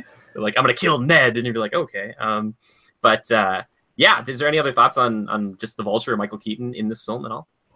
I mean, we see a scene after the movie's over where he's in prison, and I mean, he's coming back, and I'm so happy for that. What's he say? Scorpion shows up, Nacho from Better Call Saul. Also, apparently the guy who says, do you know the definition of insanity? Like, it's from Far Cry, like, still the same guy. Boss? You're talking about Boss? Yeah, that's Scorpion. Oh my gosh, what? Yeah. That's so good. Thank you for that. Now I learned something. Yeah. And he says, yeah, if I did know who Spider-Man is, he would be dead. And so it's this weird thing where, like, even after all that, he's protecting Peter. And I think that conflict's going to be cool. Spider-Man's got some cool bad guys. They're all based off animals. He feels like. Yeah, or elements. Yeah. But yeah, I'm excited for that. I'm excited to see I'm excited to have his character not just dropped, that he'll be continuing on. Well, I thought he was going to die, and then you see kind of Peter run into the fire, and then he comes out with him, and he lays him down. They're both just kind of like laying there. And that whole fight isn't really Peter fighting him. It's more of like Peter's trying to save the plane. He's trying to save him. He's like, I'm not trying to just beat you up like a lot of the end of these Spider-Man films. He's like, I just want no one to die. Like, he's just like, please, And also, being that Liz is his somebody he's interested in, he doesn't want her to go. He's like, I'm not letting the same thing happen to her. Or he's probably thinking that happened to Ben. He's like, I can't let that happen. Yeah. So, I really like that. Also, that might tie into, obviously into Homecoming 2, which the rumor, and I think, is pretty justified now, but might be Sinister Six. Cool. Which would be great because Sony's been talking about doing this for a long time, and there's a lot of moving parts on it. But then do you make the Vulture kind of his ally in that? Do you say, like, all right, you got, like, Scorpion, you got these other guys coming for you, but Vulture's got your back? Here's the weird thing, though, is, like, I'm not ready for it yet. I would need another montage in the beginning for there to be a Sinister Six, because there's not enough hate for Spider-Man yet. He hasn't taken down enough big bad guys yet. Yeah, that's a good point, because, like, at the end, Mac Gargan, he says, like, Scorpion's like, he's like, oh, yeah, there's a lot of us who would love to take a picture with Spider-Man, maybe, like, slit his throat and put his head on a plate or whatever. Like, who else hates him so much? He showed up for, like, one thing, like... Yeah, like the bike thief? Yeah, exactly. Like, who's the Sinister Six? Like, bike thief. The guy who tried to break into his car. Yeah, I was going to say, that's exactly what I was thinking. I was like, he's like, I'll get you, Spider-Man. He's like, I will be Electro or Mysterio or whatever.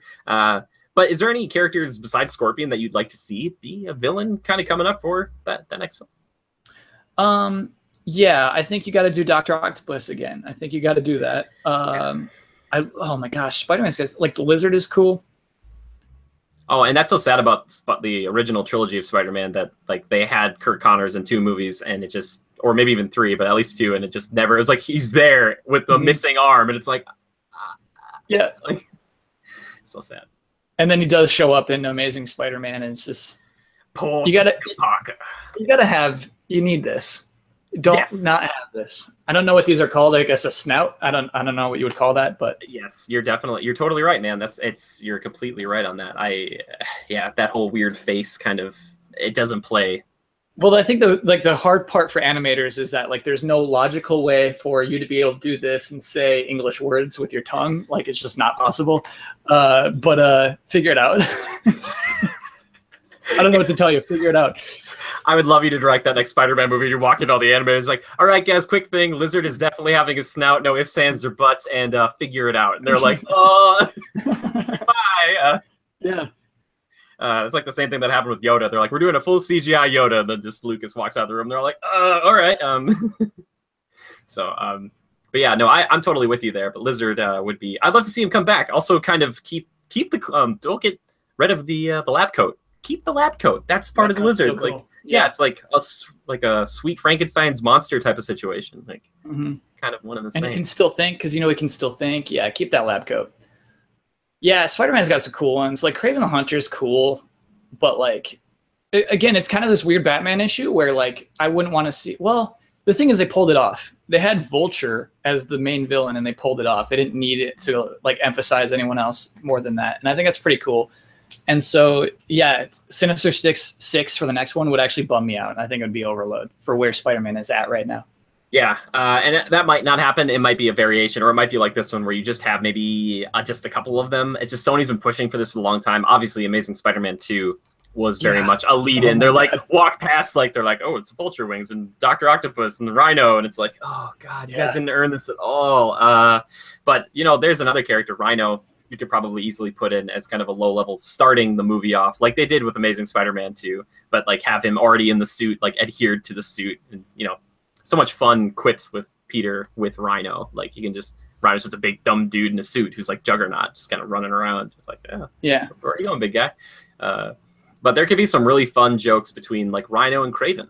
Kraven talking about, he's like, oh, like, I see that you're taking after the largest game or whatever like that. And Rhino would be like, hey man, I'm not prey for you to hunt down, buddy. All right. There's just a lot of that. And then if they stick with that, you could even have Kraven be part of Black Panther somehow, like, hunting grounds and stuff. That could be really good, Kyle. It could be very good.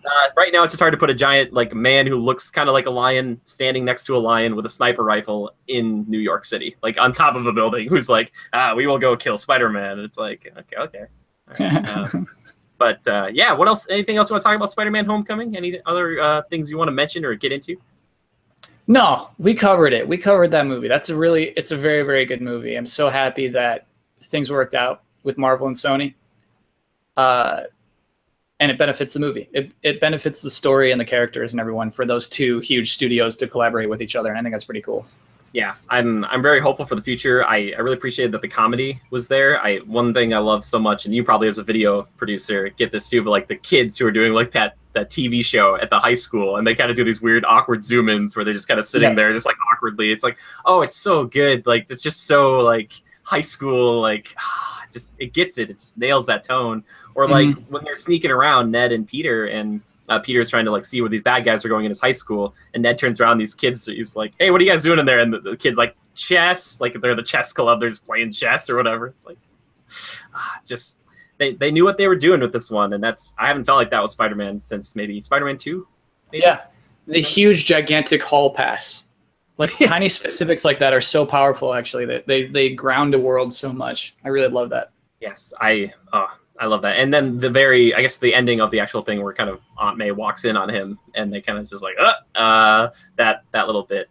That's cool. That makes me happy. That's because that's a secret Spider-Man usually keeps for a long time. Yeah, it's so weird. You're like, okay. Yeah, so we'll see. We'll see where that goes. It would be weird, I guess, on the alternative. I think Aunt May in the original trilogy figures it out because she kind of hints at him a few times. It's like, why would, like Green Goblin come all the way out here to like blow up my house? And like, and the Doc Ock, I guess, well, that's more of a happenstance type of thing. But all these people are going after her.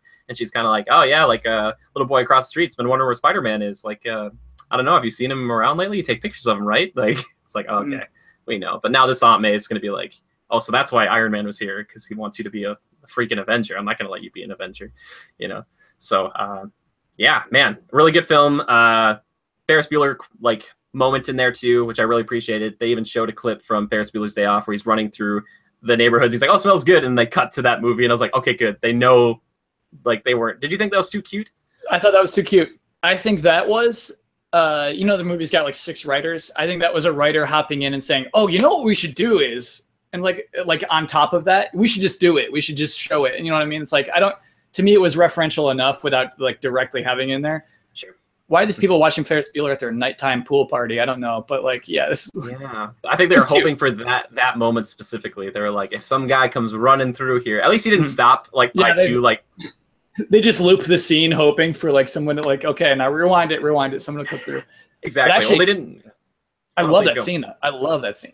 Oh, that scene's great. They didn't do like a shot where he runs past 2 good-looking women who are tanning at night, supposedly in that scene. Like, go back and be like, hi, I'm Spider-Man. Like, he didn't do any of that like weird kind of thing. It would have been very like, what are you doing?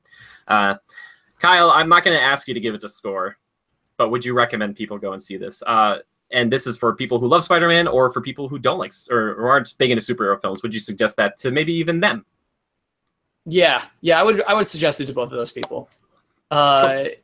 It's super easy to not like superhero movies anymore. I could get why you would become cynical and hardened to them, but some very good movies are still being made that are about superheroes, and I think this is one of them. I think it's worth watching for sure. Yeah, I just love how they integrate it into the MCU, but I don't think it could still stand alone. You might be confused why there's a gigantic like alien dragon in the very beginning. Like I love that intro where they're kind of like, oh, like we got to clean up this stupid mess, like blah blah blah. Yeah. That's really neat to me. But then they do like a time jump, which could be confusing from his point of view for Civil War, but it's all really cool and it lines up really well. So I don't think it's a problem. I think it's a very good film. So. Yeah, well, if you want to hear my thoughts, everybody, I do have a review of it, so please check it out if you want to know more about that. But it's much more condensed than this. Obviously, it's not like a big, super long discussion. These are my favorite ways to talk about a film, especially with someone who loves the character. And it's stuff you forget too. You know what I mean? Like someone else reminds you of things that you totally forgot about. I like that part of it, having a discussion about it. I love when you brought up the whole, Tony Stark saying like, oh yeah, he's been listening to every message he sent him because he sends like a bunch every day and a bunch of texts. He's like, hey man, how's it going? Like, hey, Happy, how are you doing? Like, it's still here. Peter's here. Like, I'm ready to go whenever you need me. And just kind of sitting. And I've understand that feeling. I've been there where you kind of waiting on somebody or something, and you're like, I can't do this right now. I'm waiting. They're gonna call me. I have to be ready to go if they need me. And it's like every day of his life is like that. He's like, I can't hang out tonight. Mr. Stark might need me for the internship. And it's like, oh, okay. Like, all right, Pete. So yeah. All right. Well, we're moving on from Spider-Man Homecoming and that beautiful discussion. But we're moving into a very special segment of the show, which my co-host usually does for me, but I'm going to do it today. So don't be alarmed, everybody, because we're moving into Time Killers. Timekillers. That's right. It's time for Timekillers. It's the movies we've been watching, the games we've been playing, and the TV shows we've been viewing. And also, we always like to say the cookbooks we've been reading, but mostly I just kind of salivate over them. So, Kyle, what have you been playing lately, man? What have you been watching? What's going on? Besides Spiderman. I've been playing a lot of Final Fantasy 15. Cool. And obviously, like, it's old. It's an old game to most people. It is, it's not a year old, but it just feels old. A lot of people are over it already, I think. And the thing is, I've been loving it. I guess I would like to have a conversation about doing stuff in a game after you finish the story. About, like, you've seen the credits, you've seen the story end, and then going back into the world and, like, doing more things and tying things up. I'm no longer motivated to do those things now that I've seen the credits and heard the end of the story is where I'm at right now. And I think I might be done with the game. Yep, same thing happened to me. I'm right there with you. Why go back? You spoilers for Final Fantasy, but I mean, you saved the day, more or less. But in the confines, especially of this one, it doesn't really make a lot of sense for the end game. Yeah, it's just like because of what happens to everybody, and it's like, okay. So what am I guess this is like time in between before the end. Like he's like, oh, before I save the world and everything, I got time. Let's do some fishing, And and it's hard for me to like. I always want to know the ending, and so the idea of like going back to the spot where I know the ending and like that pressure is gone, and it's like any of this actually happening. It's really weird. It's really weird for me to like accept it and deal with that and process those things. It feels like I'm opening an alternate universe where these things did happen for some reason. And it's like, I'm not interested in it. You know what I mean? I'm not committed to this alternate universe. Yeah, definitely. Do you like the main characters? Absolutely. I'm glad to hear that because so many people are so down on those four, and I just don't. I'm like, okay, whatever. Like the characters are great because of their dynamics and because of their interactions within each other, within the group. I would say. I think that individually it'd be hard for any of those characters to carry their own game, but as a group, and the ways that they bounce off each other in interesting ways, I think they're strong. I think they're a strong four, for sure. Do you think that the standalone episodes that we're getting now for like Gladio and Prompto and Ignis were things that were more of an afterthought or were ever a part of the full game, and they thought maybe this would be something that they were just like, we just don't have time, we got to get this out there, let's put out this game and maybe we'll expand on them later on? There are definite parts in this game where you pull up to a spot and you're like, when they were originally writing this, originally planning this out, this was going to be a part of the game. That is now just a train stop, basically. You can tell, you can sniff those out.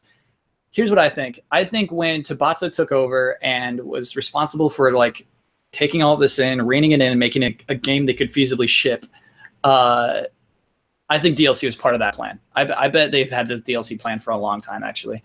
But I doubt that these chapters were planned from the very, very beginning when people are writing down the names Gladiolus and like, okay, should his last name be? I don't think it was like that early, but I think it was a long time ago. I think that it's just a part of your scheme. If you don't know what the DLC plan is for your game, you're throwing money away, basically. Yeah. And even like Zelda had to cope with that. I think a lot of the Zelda stuff was even planned for a long time. DLC was. That makes sense. And that is the nature of the beast nowadays. You put out your $65 game. I want to talk about tax because it's always like, oh, $60 game. It's like, not really. But yeah, that, and then you look forward and you say like, okay, here's like a $15 DLC, a $20 DLC for like a character that maybe you like, or maybe you're like, I don't really need this. It's just, you really have to do a good job of making me want to learn more about them. And I think that's the hardest part about this specific one. You do this for Final Fantasy VII nowadays, which is going to be obviously a whole different beast. But let's just say Final Fantasy VII Remake comes all the way out, and they're like, how would you like some Barrett DLC? People would be like, oh my gosh, Barrett DLC, that sounds great. But then you'd be like, well, remember we did the Dirge of Cerberus. We've done a third-person shooter thing in the past. I don't know, does everybody want this? So it's a tricky game. But I gotta know, do you love this game? Do you like this game? Do you hate this game? I love this game. I love it. I think this game is an accomplishment.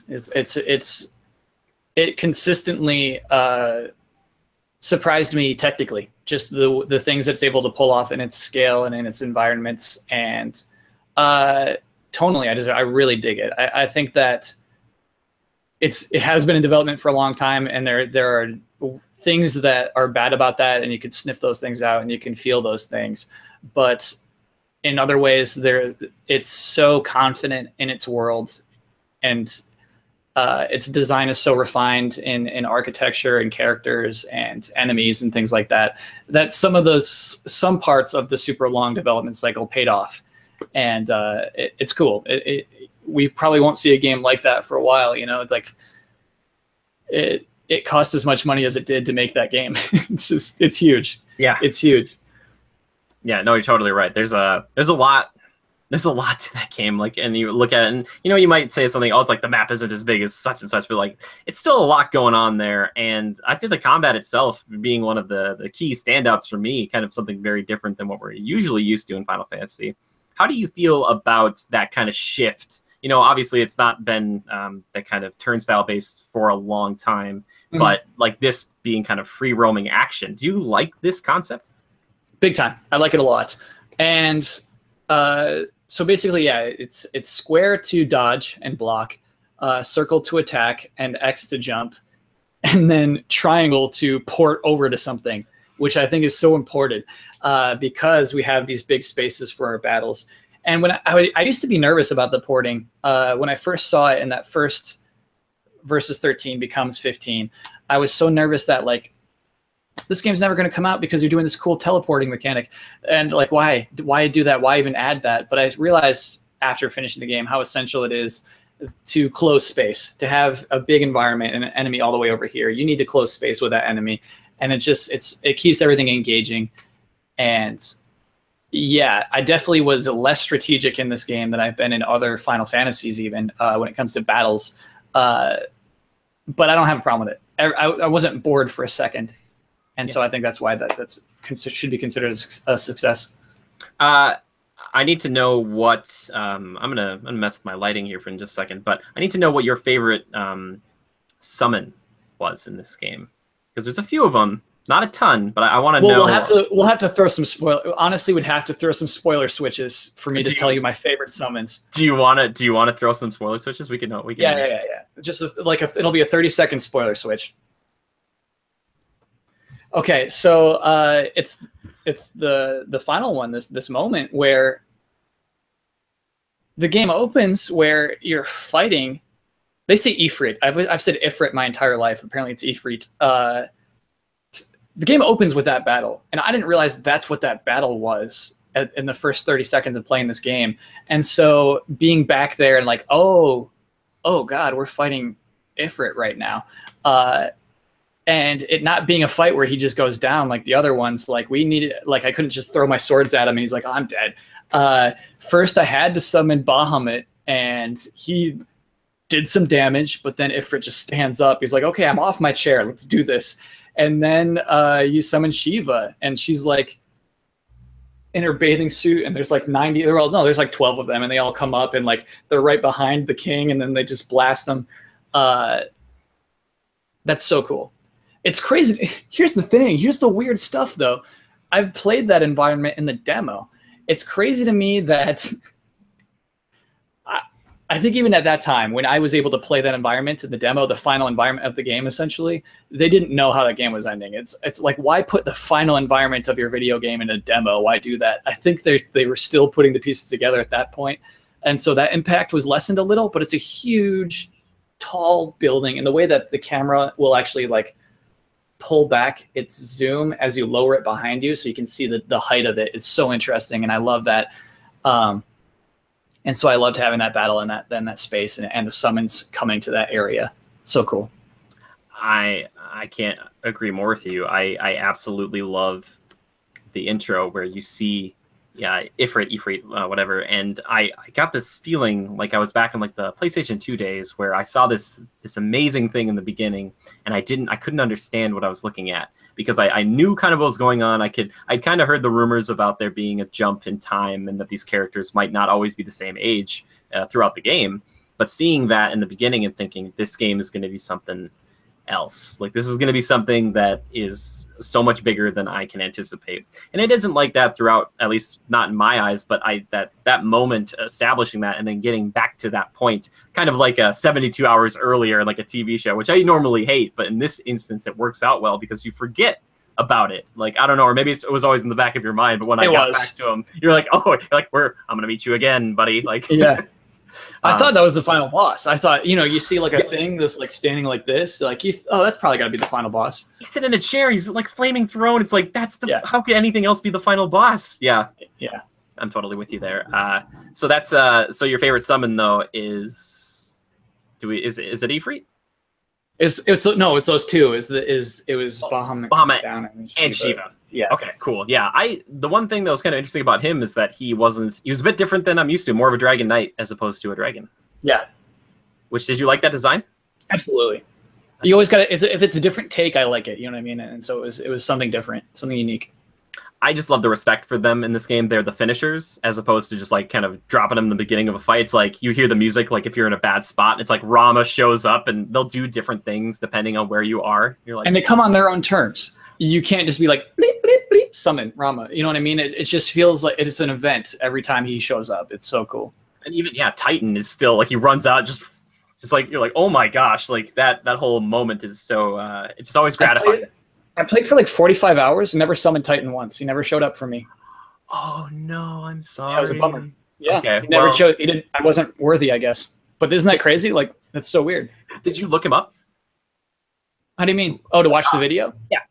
No, I haven't actually dug into like the stuff I missed yet. Okay, because I know there's cool stuff. If you ever want to, I can send you something. But yeah, it depends on where you are, depending on the landscape where certain ones will show up. So that's why it is like that. Like, it's really weird. Like Rama, if you're way underground, he'll do like the lightning lance or whatever instead. Or I don't know if that's judgment. Like, he does the judgment bolt like underground. He goes like way under or something. Yeah, like I've had that. Yeah, I've had that one. You're like, you're gonna land this, and he's like, yeah, I got it. It's like, but yeah, those summons. I just really love summons. That's why Final Fantasy X is probably my favorite, because there's so much about those characters. Mm-hmm. And this one, it's so much about that again too. It's just like there's like 5 or 6 of them, but they're such a big deal. Like Leviathan's a big deal. Yeah. So, yeah, it's cool. Do you have any favorite like specific characters out of any of them? No, and that's, I think, an attribute to it is that I think that I like the characters as a whole. I like the core group of 4 as a whole, and I think that's what makes that strong. I like the world building is ridiculous, and I like that a lot. Like the idea that, I mean, even if previous Final Fantasy has done this before, but like your father has already been on this adventure with all his own crew and things like that. But I like seeing signs of that, and I like meeting people and seeing the signs of their adventure along their way. And like Cid's great, and so I like how much of a world this was, and you can see that time was put into not just it creatively, but just the hard work of figuring out everything and timelines and people and where they were and all those things. I think that's DLC right there, my friend, that I would really, really love. Even if it's just costumes, would it be cool to have like a little chapter of the Noctis's dad and Cid and everybody going on their adventure, just like a little, sure. 3 or 4 hour bit. That would be pretty impactful, I think.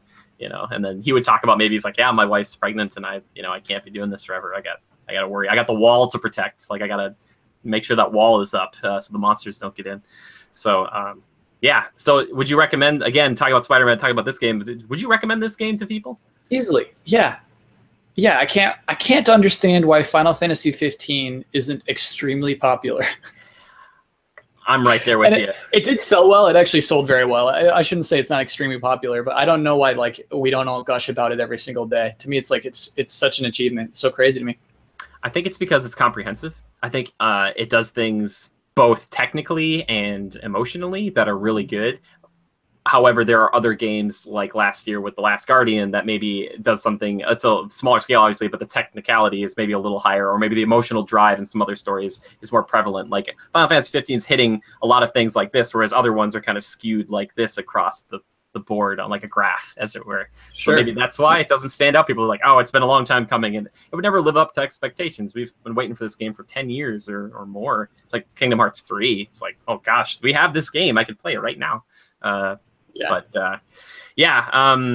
Yeah, it's a great game.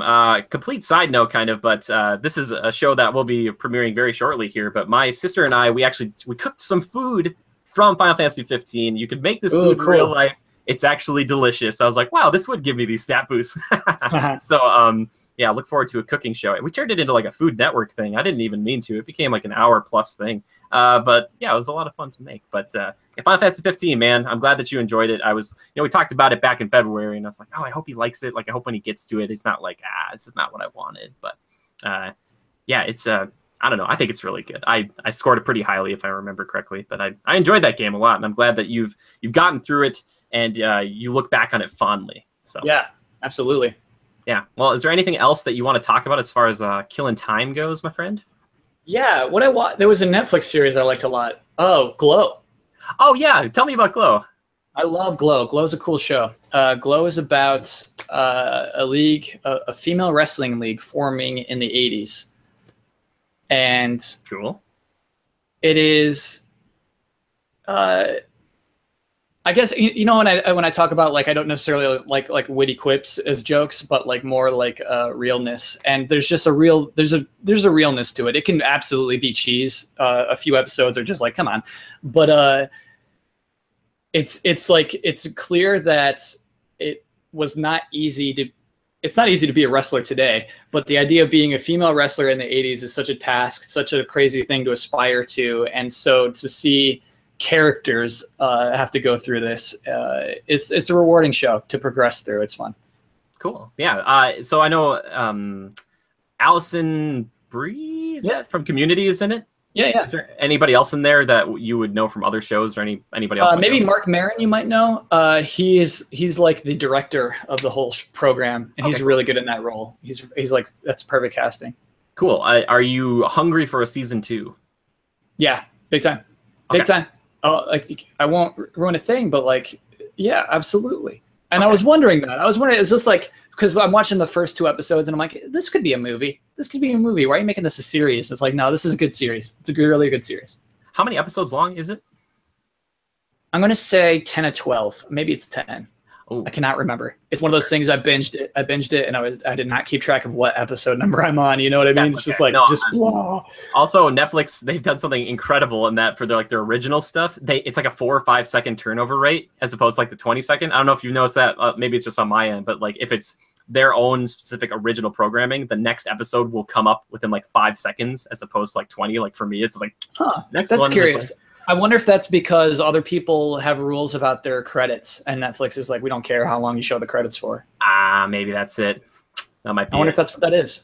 Yeah, well, at least that's how it was for, I think, like Unbreakable Kimmy Schmidt, which I got sucked into a while back, and I was just like, okay, I'm just like watching this now. So yeah, here I am. Can't stop. They pull you in. Yeah, it's a whirlpool. Yeah, it is a whirlpool. But yeah, so those. Anything else on the Time Killer docket for you? I think that's kind of it. I'm thinking about putting more time into Crash Bandicoot, but I don't think I will. Okay. Last night I was like, man, maybe some more Crash. I'm like, nah, I'm all right. I went through 1 until it got too hard. I got into 2 until it got too hard, and then I just 100%ed Crash 3. Crash 3 is like really, really good, and it's got I think a more fun progression. It's been fun to like see those games again, and it's a really, really strong effort as a remaster. The work they put into it's incredible. To be honest with you, I think a lot of the characters look dumb. A lot of the villains look dumb, but just visually, it's impressive to make this game that is not visually impressive today, visually impressive. Sure. So you could put that on your TV and go, oh, wow, this actually looks really good. For that to be Crash Bandicoot is funny. Yeah, definitely. Plus, they have those like weird commercials they're doing again with like the dude in like the Crash outfit with like the face hole cut out. And it's like, this is our marketing for this weird thing that's self-aware. And it's like, okay, that's fine. Do whatever you want. That's what people want to see again, like the old days. And that's totally fine. That's what sells the game. So cool. For me, I already talked about like Civil War. We already talked Spider-Man Homecoming. Spectacular Spider-Man, I'm trying to get back into. I really, really love this animated series. If you have the chance to stream it somehow, some way. Kyle, I don't know if you've ever seen Spectacular Spider-Man, the old cartoon show. It's like 2 seasons long.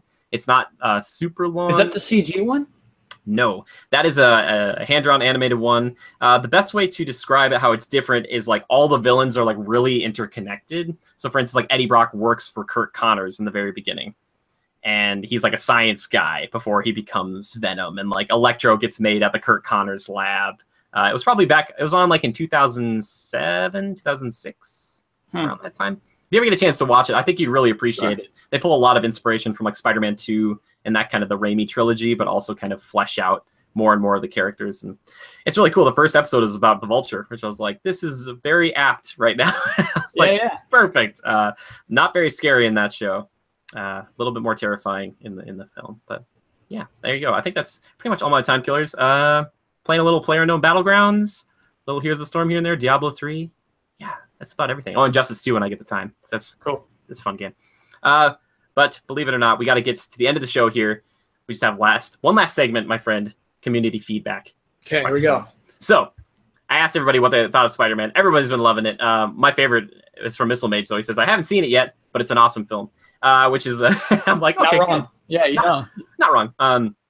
First question comes in from Weird Girl. She says, #Critical Podcast. You got powers from a radioactive bug bite. What kind of bug was it? What powers? What would you do with them? Give me a bug. Any bug. We don't have to be specific, like on... Oh, this sucks. So it's a centipede.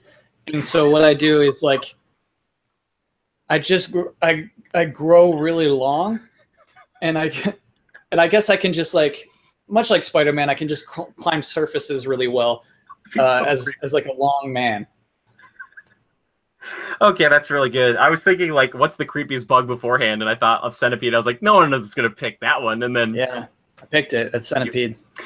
They're like, oh god, he's here, and he's like crawling down a building really fast, like an anaconda, just like flying around. People are like, I'm here to help. Would you be a good guy though, or villain? Yeah, I'd try to be, but you're right. I think that you can't be a successful superhero if you're that disgusting. Yeah, if you're a creep. Yeah. For me, it's kind of a little more like Blue Beetle, but I'd get bitten by a beetle. I'd have like a hard exoskeleton. Cool. You know, I may be able to fly a little bit. You know, maybe have a horn or something. I don't know. Oh yeah, if you're a horned beetle, that's pretty sick. Yeah, exactly. Kind of like hair across it up. You know, you like throwing guys in there, and you can kind of pick stuff up, and you could be very strong, pick things up with the horn. That'd be kind of cool. So that's what I pick. The one and only Yoren Evers, who I believe you're familiar with. I'm absolutely very familiar with. Friend of the show, love him so much. Based on the movie and Peter's personality in Spider-Man: Homecoming, who do you think would be the best villain for the sequel? Just have one. If you had one based on just who he is now, who would be good juxtaposition? That's a good question. Okay, so he's going to be... I think we got to make a villain who, like... Spider-Man's new thing is going to be, I think, the responsibility that he's got to take care of his aunt. His aunt knows, and so they have that partnership going forward now. It's gonna be someone who has a relationship with Aunt May. They kind of hinted at that a little bit, like she's single. You know what I mean? I think they played at that a little bit. Like that's going to be the new villain. It's going to be somebody who's like dating Aunt May. Yeah, who is that villain? Who's it going to be? Good point though. It's Chameleon, right? The guy with the creepy face. Oh my gosh. Yeah, that's good. The only problem is you got to have other villains to be the guy you fight, so it's cinematic still because you fight. You're right. You still need a big cool fight. You're right. Well, that's what you have Rhino for. Do you?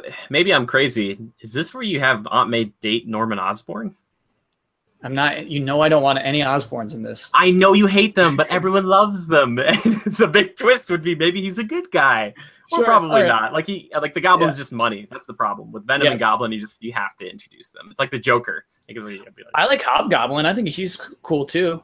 Oh yeah, sure. That's the only problem with Hobgoblin is you kind of need established Goblin kind of. It's like Venom to Spider-Man. Yeah, kind of thing. So, but I'm completely with you there. There's a lot of weird Hobgoblin like origin stuff. Oh man, it's very confusing. But yeah, Hobgoblin would be a good one too. But I like your Chameleon pick. That ain't bad. If they didn't already do Vulture, or maybe they could still do Kurt Connors. She could date Kurt. You know, they could like a father bond there with Peter and stuff. He'd be like, oh, I'm gonna work with you to get your arm fixed, and then it goes badly. Yeah, I don't know. Is it too soon to do Lizard though? That's the question. Yeah, he's outruled because it was just 2 movies ago. Yeah, Electro's out. Rhino's probably out. Green Goblin is probably out though because they keep just trying to do it and they fail. So I don't know, but that's a good one. Chameleon. That's a good one, along with Shocker and some other ones. Good pick. Very good pick. Yeah, because Shocker didn't die. He'll be back. Shocker will be back. Yeah, thankfully they didn't. They only killed like one dude, and it was like in the middle of the movie, which was great. It's just like, oh, there you go. Last question here, which I forgot to ask and neglected to ask like a week or two ago, but I don't know how much Persona 5 you played. Have you played? I think 20 hours of it. Oh, perfect. Well, Kira Stenrus, who you might be familiar with too, she asked us who is your favorite just Persona. So like from the ones you've known so far, okay. Do you have any that jump out to you? You can even just make like a description. You don't necessarily need to know the name. I could probably help you out with that. Okay, so the cat's is Zoro. That one Correct. was sick. Ryuji had like a pirate, right? Captain Kid. Yeah, I think it's that. I think that was my favorite one. Yeah, well, I'm gonna be really boring because I'm the exact same with you. He's like a pirate riding like a surfboard or a skateboard, but it's a ship, and he's like riding. He's got like a cannon for an arm. He's so cool. That's a cool persona. Absolutely. Yeah. I think that's my favorite one for sure. I got to be honest with you. One thing that was super confusing to me was that my personas as the main character could just be enemies that I'm killing. Yeah. He's the wild card. So Arsene is kind of like the one that you begin with, but you can have any of those be personas. But I don't get why they're my persona. You know, I thought there was really something personal about your persona, and it's like, no, I'm just like a little elf lady. So it ties in a little bit, but he's technically called the wild card. So that means he's like a blank slate. So that means that's why he's compatible with every persona, more or less. So that's why every time he gets in a fight with some of those, he can be like, hey, you want to join me? And if you're strong enough to be like, sure, it sounds good. That's why he can switch him out on the fly. That's what makes his character, like his character power. Think of it like Noctis and the swords. Like it's like his super ability. Like it's like, that's how he's different. However, that makes him a horribly bland character because he has like absolutely no personality. Yeah, he's just too cool for everything. Like nothing ever phases him. He's just like, whatever happens, man. Like my power is having no personality. That's so funny. That's good stuff. Yeah, you can drop that on the next frame trap. Just tell Ben I said it. I'm not afraid. Because like my impression is like I should write something like that's like, and they got a voice actor to do all the lines, and like he's not talking at all. Why let me choose the name and then also not speak? Is very archaic. I'm sorry. Anyway, it's just too cool. Yeah, we love that pirate though. We love that pirate. Absolutely love it, Ryuji. Let's do that DLC. Anyway, but thank you, thank you for the questions, guys. Really appreciate it. If you guys ever have a question for the show, all you have to do is tweet the hashtag Critical Podcast to myself or Joe, and all you have to do is tweet at me. I am at GoCritical, or you can find me on my personal Twitter, which is at JimmyGood013. If you have a question for Kyle, not necessarily on this show or just in life in general, he's on Twitter sometimes. Kyle, what's your Twitter handle? At Kyle Bosman, KYLEBOSMAN. Yes, nice, very good. I want to thank a few people before we get going here, but I want to thank This Is Daleb for amazing theme music. It is so very good. You hear at the beginning, the end, it's fantastic. And I want to thank Joran Evers for helping us out. You probably see some of his work here on the channel, or maybe over on Twitch. If you guys want to see us over there, you can follow us over there. But Joran Evers is such an incredible artist. He just dropped another piece the other day for us, just showing off the people who have been supporting us from the beginning over on Patreon. And if you want to get some art done and support us at the same time, check us out over on patreon.com/criticalreviews. You can see how to do that, but just appreciate that art. He does commissions as well. So if you check out at Jade Circle Art over on Twitter, tell him Jimmy sent you. He's a friend of the show. He's a good friend of mine. I love him so much. But also, if you're like, man, this Kyle guy, I like this Kyle guy. I want to support this Kyle guy. Where can I do that? Kyle, do you want to talk about Easy Allies for a hot second, or should I? Just for a hot second.